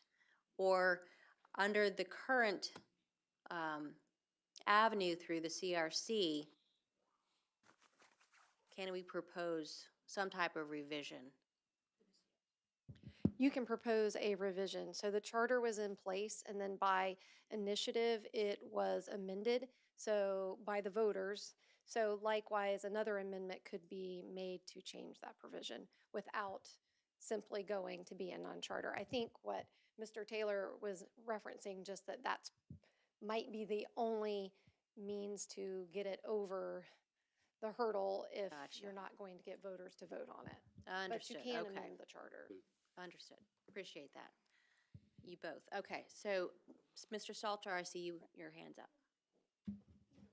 Yeah, I was just curious, Glenn, as to what the, governing statutory requirements are for the disclosure that would have to be disclosed. I don't have those immediately available, but I'd be happy to get that. Yeah, I think that might be a little bit more helpful, so that way we could take a look at what the post is on it. And I guess my question is, if Tallahassee was able to put it on the ballot that way, what is different about them than us that we couldn't use similar verbiage? And I don't have that immediate answer. you know, Just to some that. questions to think about. Because I agree, I think the more simple we make it, the easier it is for people to understand what you're asking them to do. Yeah, and Susan first, and then I'll go over to Kurt. Steve, did that amendment get passed in Tallahassee? It did. So did they do some type of education for, I mean, like, is that something we would do as a group? We would get that verbiage out to maybe flyers or something to send out to people to explain why we want to do that? How would we do that? That's a potential, discussion, you know, we're 15 minutes to 7, not to say that we can go over, time here for sure, but, so despite, you know, let me just ask the county attorney, ma'am, are you aware of any, requirements for the disclosure of what a pay would be, should we pursue this particular language, this simplified language that Tallahassee pursued? I mean, I'm not aware of that in the actual language that gets included on the ballot. I mean, obviously, people may have questions, but I'm not aware that it has to be in the specific language. But, I mean, I would leave that to your attorney to make the definitive answer on that. No, absolutely, for sure. I mean, I wouldn't say it has to go actually in that language. I mean, that's the language you have in the ballot, but it has to be the financial impact of any amendments that we have has to also be provided. The 0.03%. have you seen this particular, right? Okay, so you've read that. Yes. And I'm not sure if, or is what you're referring to is the financial impact in connection with an ordinance revision Or where the it amendment. requires the business impact statement? So there is a Florida statute that if the commission adopts an ordinance, we do have to include a financial impact statement. But this is different in the sense that this is not an ordinance. This would be an amendment that goes to the voters. Right. So I'm not sure, and I would leave that to Mr. Taylor to research whether that statute that applies to ordinances and requires the business impact statement would also apply. Understood, thank you. And And I I think can- and we'll get over to Len, but I think it's a separate issue. We could decide, and I think we should, if possible, decide tonight what language we would like to pursue for the amendment, and then separately give our attorney some time to do some additional research with regards to, are we required to have that education and the business impact with that particular amount, whatever it may be. With that said, let me go over to Len. Okay, so I just want to say, I am a conservative from the very heart of what is conservative. But I think it's very, very important because Christy and Rhonda are both spot on. It is incredibly important that we allow the opportunity for those who are elected to perform their duties without a fear that this 40 to 60 hours per week will have a serious detrimental effect on their personal life or their finances. More importantly, I would contend to you, Nick, that the reason why, and I have been watching this since I got here, the reason why Clay County is having difficulty, and I've spoken to Betsy about a few of these, is that you don't have the horsepower. You simply do not have the horsepower in Clay County to go champion your needs in Tallahassee. Do you have a legislative assistant or a legislative staff that the commissioners can go to say, go build me a statement to the legislation that defends Clay County's responsibilities or requirements for teachers' pay? Because that's where the decisions are made. And if they don't have one, we have 5 commissioners who are sitting here hoping and praying that it's going to happen, and it doesn't happen. So I think you're absolutely right. And we need to address this thing for the future. And then I'm going to say, from my perspective, I would look at my lawyers and say, tell me how I have to write this so that it's right. It satisfies the requirements. Go back and do the research. but tell me how I have to write this to satisfy the requirements and expectations of the committee. Either I can or can't. In writing, it's not a problem, but I'm still, and I'll research it further, but I just, my understanding, it maybe it's changed, or maybe I'm mistaken, but I don't believe that I am, that it has to be, in a way, I would hope it has to be disclosed. I would hate to think that people could pass these rules and slip something in like that that could be bigger. I mean, that, Right, Tell me how we win. right. we And- disclose it and the voters vote on it. That's how we, well, I mean, I don't have any opinion in this. I'm just doing what you guys tell me to do. And absolutely, absolutely. And Kurt, I know you've been waiting. Go right Yeah, ahead. and I'm just saying that, again, I think we're all in agreement. We'd like to do something that's creative, and we also would like to do something that's simple.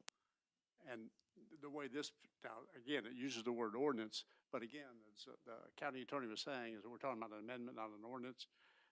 The burden's on you, Scott, to look up and do the research to figure out if this thing were written as it is, but you change the word ordinance to an amendment, in a way, is that gonna fly, will that fly? Right, and those two tasks aren't married together. So we can, like I said, approve or disapprove one tonight based on however you'd like to pursue that. And then, with that language, we have plenty of time into next year for our attorney to do that additional research. I know Debbie had a quick question or comment. I did want to clarify, I did not mean to imply that our commissioners are somehow less good because they're not paid well. I just think they're not fairly paid for the amount of work they do.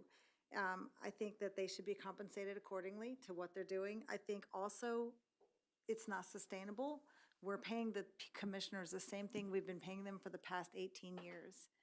And it's not sustainable, because we've got to look not just what's going on right now, but what's gonna happen in 4 years, and 8 years, and 16 years, and 24 years. Like, at some point, we have to address this issue.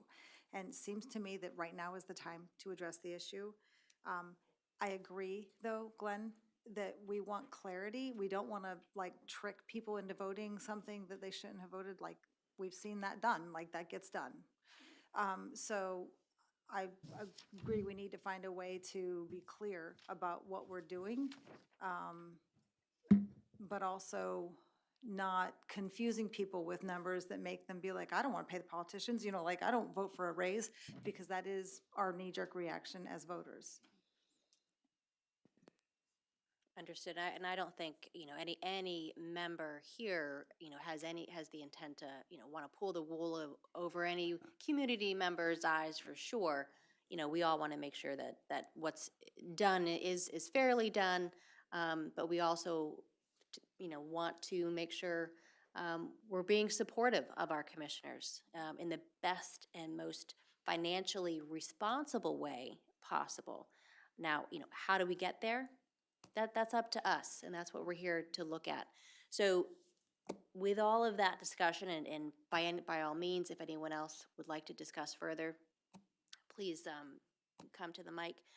But let's take a look at some language. Do we want to go with keep it simple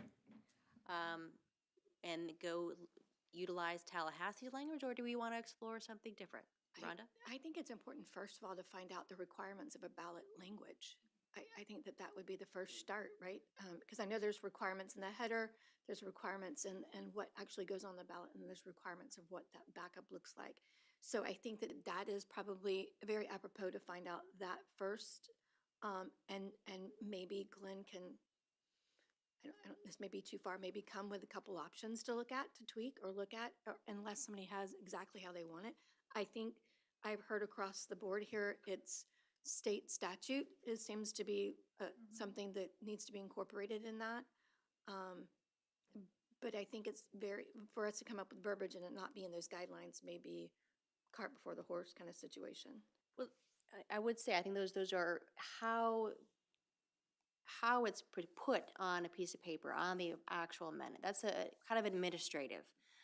We could, once we have the language, and should we need to amend it in the next meeting, we could certainly do that for sure. But I think how we position it, that is something that once we have the language, Glenn can look at other meetings. But you know, we've had the discussion here tonight. We've had a numerous amounts of thoughts gone into this, you know, hard discussions back and forth. Do we want to just move forward in coming up with the language to pursue? Now, and when Glenn comes back with the research on how that looks, how it's formatted, and I think that's, you know, I don't think we need to wait for that. But when that comes back, should we need to relook at this, say, okay, we're 2 words longer than what's allowed? Well, then we could come back by motion and take a look at it, and then revise it and tweak it as needed. But we've done so much hard, heavy lifting tonight. I open it up to the floor to whether or not we want to pursue a hard look at language. I'm gonna make a motion that we move forward with that. I think we beat a, you know, dead horse enough. So All right. I think we're all in agreement, so. I second that motion. Okay, so.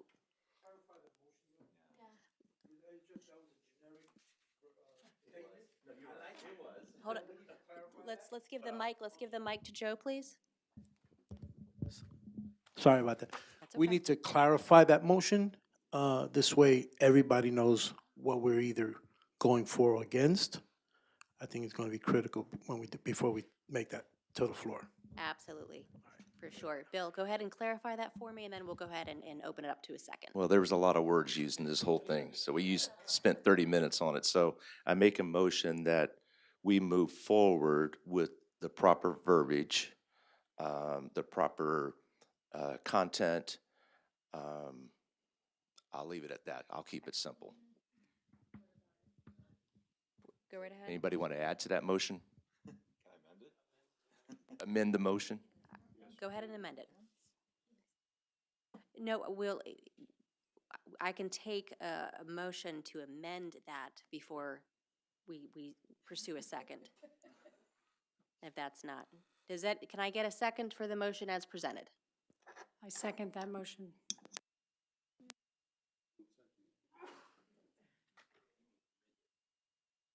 Okay, well, we have a motion that's been properly seconded. I'm going to go ahead and open it for further discussion. You want to discuss?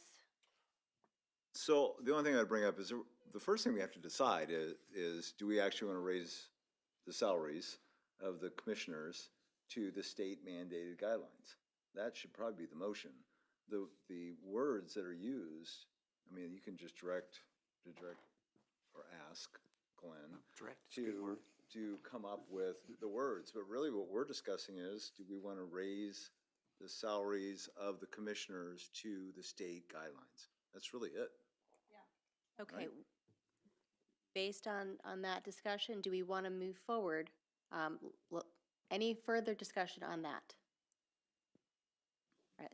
All those in favor of the motion as presented, say aye. Aye. Aye. All those opposed to the motion as presented, same sign. Nay. Nay. Okay, I have the motions for moving forward outweigh those in abstention. So let's go ahead and move forward with the language and the content as presented. And the content being, what does the salary look like? And if we want to What was the vote on specify, that? Was that a 4-2? well, let's go ahead, and because that was raised, let's go ahead and roll call on this particular motion. I'm going to start with Susan. Yay. Okay. Debbie? Yeah, aye. Aye. Aye. Nay. Aye. Aye. Vice Chair? Nay. Okay, the yays have it over the, oh, sorry, go right ahead, Kurt. Sorry about that. My bad. Can I ask for clarification? Hold on one I second. apologize. We're not done with collecting these. Bill, go ahead. Aye. Okay. All right, so the yays have it over the noes. All right, we have 1, 2, 3, 4, 5, 6, 7, 9 yays versus 2 noes. All right, so the motion carries. as presented. Now I will move over to Rhonda for I discussion. apologize. So we were voting on the verbiage, not the raise. I think that's. So that my- is the content, yes. We Okay. voted to move forward with discussing the content. What does that look like? Which includes, what does the raise look like? I needed that clarification. I apologize. That's quite okay. So, motion carries. We are now discussing the content of a potential amendment. What do we want to what does that raise look like? What does the language look like? Do we want to follow Tallahassee and just keep it simple and use this language or not? Let's open it up for discussion. Are we ready for that tonight? We've just motioned to pursue that, yes. All right. Could Do we hear do the we Well, want- but I'm not saying because Glenn has to go back and do the research and So, write it up, so. No, so that's formatting. We can pursue language if we're ready to identify what that language is. How that looks like on a piece of paper in terms of formatting, he can do that research later on, and we can address it in meetings in the future. But we're ready to discuss language tonight. Can we hear the wording of the Tallahassee again? Sure. Steve? Okay. It's on the last page of your handout for today. Paragraph on line 9. I'll go ahead and read it, though. It states, "The annual salary for members of the city commission shall be equal to the annual salary set by state law for the members of the Board of County Commissioners of Leon County, Florida." Christie? I was just gonna say, I agree with that language. All right, Susan? Well, motion has been made, but I just saw you nodding your head, so I want to make sure you're in agreement with that. I'm sorry, to clarify, I agree with the language for the lawyer to take back to make sure we're Formatting is within the legal correct. bounds, yes. Correct. And the Okay. simpler it is, the easier it is, I think, to explain it to people. Right. Can Steve, I make a motion? go right ahead. Okay. I would like to propose, make a motion to, first, for us to raise the county commissioner's salary to equal that of the salary set by state law for members of the county commissioners, and have our lawyer, Glenn Taylor, go back and take a look at the words to use for that proposal and bring those back. All right, so I have a motion on the floor. Do I have a second? Second. I second. I have a motion. It's been properly seconded. Any further discussion? Just one. Debbie, go ahead. Not that this is maybe being too nitpicky, but I wonder if the term that I would use would be adjust instead of raise, to adjust the salary of the county commissioners to match that of state commissioners, or something to that effect. Okay, Steve, would you like to amend your Yes, motion? can I amend my motion? You may. Strike the word and put in adjust. Thank you. All right, so we have an amended motion. Do I have a second? All right, I have a motion that's been properly seconded. Any further discussion? All right, all those in favor say aye. Aye. All those opposed, same sign. Nay. All right, we have one nay. All right, with no further opposition, motion passes. We'll go ahead and move that to Glenn to bring back some verbiage. Would next month be sufficient time to, That should be. What's the date of that next meeting? January 12th, I believe? Let me just confirm that. Okay, thank you. January 12th is our next meeting. Yeah, Would that be sufficient time? that should be fine. Okay. All right, so we'll ask our attorney to come prepared at our next meeting to discuss a couple, however many you think appropriate, in terms of verbiage, properly formatted, and for us to consider. Is that okay? Yeah. All right, fantastic. Len, go right ahead. And turn on your mic. This was supposed to be the third Monday of the month, which is the 19th, not the 12th. Well, that was a holiday, so we moved, I think you were maybe absent at the last meeting. we did have to move things around slightly. Okay. I will not be present for the next meeting. All right. I saw that little red signal, and I guess, can you just repeat that with your mic on? Saying- I had it, I did not know that it had adjusted, so now I have commitments that I cannot change, so I will not be present next meeting. Okay, understood. All right. We are moving on into public hearing. I'm going to go ahead and open it up to public comment. Sorry about that. I'm going to go ahead and move on to public comment.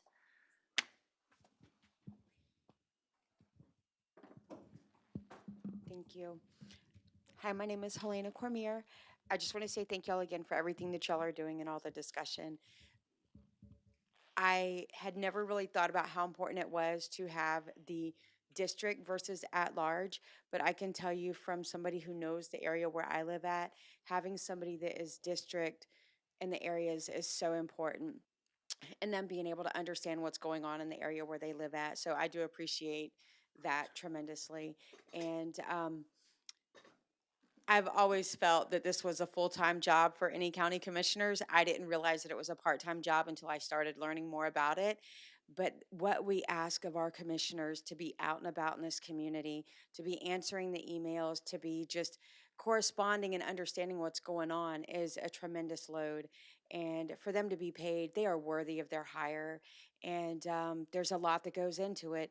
And it's not just the hours that they sit on the bench for a meeting, it's everything else that goes on in this community. And so I pray that we can get the message clearly to the people in our community that want to complain about problems or different things, that they can understand, guys, we need our commissioners to be able to have the time.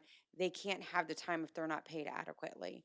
And so I hope that as everybody moves forward, that we're able to get that behind us so that the message is clear to the voters, that we need them to come out and vote, and we need them to understand this is imperative for us to get the best.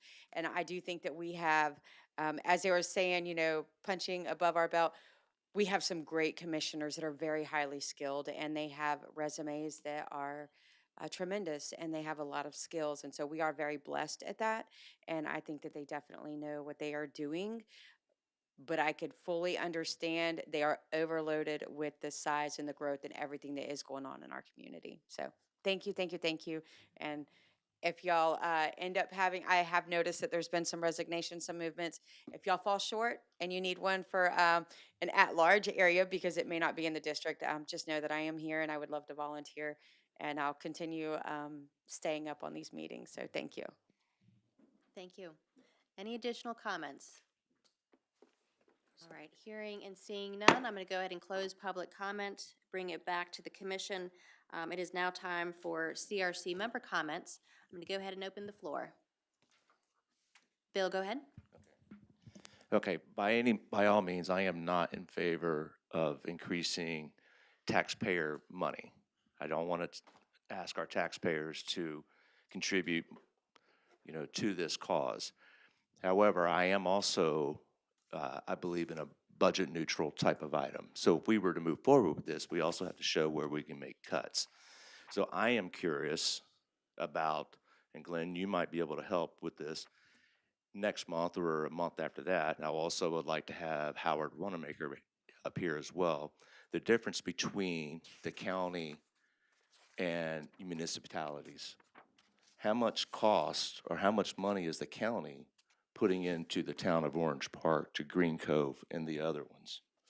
What is the benefit of having those separate out versus having it all inclusive, much like what Duval County did? So I'm curious about that. The other thing, another person I would like to talk to is who is in charge of our roads. And in particular, last meeting, I took the 23, and I know that's a state thing, but I also took 218B, is that right? No, I think there's an exit off that main road that comes here, comes around the back way. They went from 2 lanes on each side, came to a bridge, made it single lane, and then single lane all the way out to wherever the exit is. But on both sides of that road is tremendous amount of land. What's going to be happening with that land? They're going to put houses in there. So what we're doing is we are going to waste, again, taxpayer money to go back, bring equipment out, rebuild that bridge, and rebuild the road systems. It costs a lot of money just for even the setup fees to get that done. So I am curious about, because that, I believe that's a county road that we are in charge of, who makes those decisions to not go ahead and expand that, or even if they don't want to open it up, build the bridge as a 3-lane bridge, not a single lane. So I'm curious about that. That's what I would like to see happen in the near, and maybe that can give us some clarification, but also it can give us a way to, it can give, is it still going? Okay. It give us a way to do a budget neutral offset with our county commissioners, as well as any other profession that we have that's relied upon the county to pay, pay their salaries. Thank you for those comments. Any additional comments? Len, go right ahead. I want to second what you just said, because that's exactly what I said in the first meeting. And I believe that part of the problem is, and when I talked to 2 of the commissioners on the issues, is that Tallahassee is telling us how to run our business. And until the commissioners that are elected by the public who live here are able to tell Tallahassee how it needs to be done, we're going to continue to suffer this exact stuff. Because in other states around the country, developers are required to change the infrastructure prior to them developing. In this state, the developer has to build a small intersection, whatever it is, and they're done. They don't have to contribute to the lights. They don't have to contribute to the increased road sizes or anything else based upon their development expectations. It is the county's responsibility to figure out how to get there from here. And again, I think that if the commissioners are not able to work their efforts in Tallahassee, it will continue. Because, I mean, it's the same discussion. Get rid of property tax. Yeah, right. You're talking about, okay, what do you do? Where does it go? How do you pay for it? So I'm all over it. I think that we should figure out how to get there from here. And I think some of this stuff just needs to be exposed. This may not be the place, but it certainly is something that is revealed as part of the conversation that's occurred here. Appreciate those comments. Any additional comments? Debbie? Only a question. I wonder if we should go to the developers or the people who put that bridge in, because one of my thoughts was, oh, I wonder if they're going to plan on knowing that it's going to grow as far as the number of cars coming on the road. Are they going to be putting in a second bridge so one becomes one direction, one becomes the other? Like, what are their plans? Have they already projected? Betsy tells me that the developer is not responsible for the increased infrastructure. There is not an expectation that they understand the county is the people who have to do the infrastructure. Same thing with schools. And we're in Clay County, we've got 3 high schools that are now really developing or growing in trailers. Because the county can't afford the true infrastructure to build a school. But developers in other states, that's part of their contribution to growth that they're required to make before they're allowed to put a concrete slab down. And I think that what we don't have here in Florida, especially in counties like Clay, is the elected officials are not fighting with the Tallahassee group who are passing these laws and bits and pieces that allow development to occur without an understanding of its consequences in the local communities and what an impact it's making. All right. I know we can have a full-blown debate on this particular issue. This isn't not exactly the right time to have that debate, but again, I appreciate the comments. And Matt, you have your hand raised. Yeah, just one thing. I want to thank Commissioner Renninger for coming up here and showcasing that information.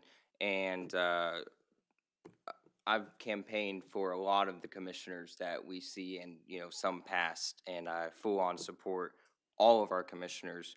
But I also listened to the voters as well, and so that's why I voted no on that, 2 times the voters voted, as Scotty mentioned, 60% to 40%. So the same voters that voted in the county commissioners voted also against their pay raise. The county commissioners signed up for that job as well, knowing what their pay was. So I fully support our commissioners. I love all of our commissioners, know them personally, but I just don't think at this time that is the right way to move, so. Appreciate those comments, Matt. Thank you. Any additional comments for this evening? All right. Can I get a motion to adjourn? Oh, I'm sorry. Oh, so, all right, the next meeting, January 12th, 2025. Go right ahead. 26, I'm sorry. We're entering a new year. Wow. All right. Any additional? Yeah, so let's go ahead and take, thank you for that, ladies. Absolutely. Let's go ahead and take a look at this. So for the next, I think we're going to carry down the salaries and other compensation to our next meeting. We're going to take a look at 22I initiative. And if we can, commission auditor. That may be a little much, but we'll see what we can do. If need be, we can always move that into our next meeting. All right. Will you be having any presentation? Yes, I'm going to ask our clerk of courts to see if she's, now, I haven't asked her yet, but I'm going to go ahead and give her a call tomorrow and see if she's available. And other than that, I need to do a little bit of thinking, but I will definitely get back to you well ahead of time. I think it might be important too, since the two, it would be to the county position too with the inside auditor. I think it's Heather. If we're talking about that perspective, I think that those two need to be maybe thought about as guest speakers for And that. I welcome that, absolutely. If she would like to speak on that, by all means, for sure. I guess the question is that appropriate for both of them in that section?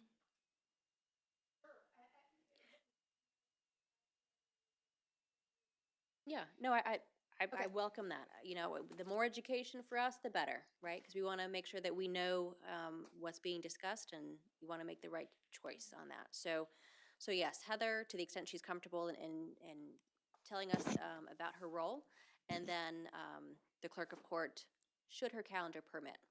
And then if I think of any other presentations, I'll definitely let you know. All right. Now with that, I think we are ready. I will accept a motion to adjourn. I make a motion to adjourn. Motion, can I get a second? Second. Second. All right, all those in favor say aye. Aye. Any opposed? Motion carries. We are adjourned. Merry Christmas. Merry Christmas.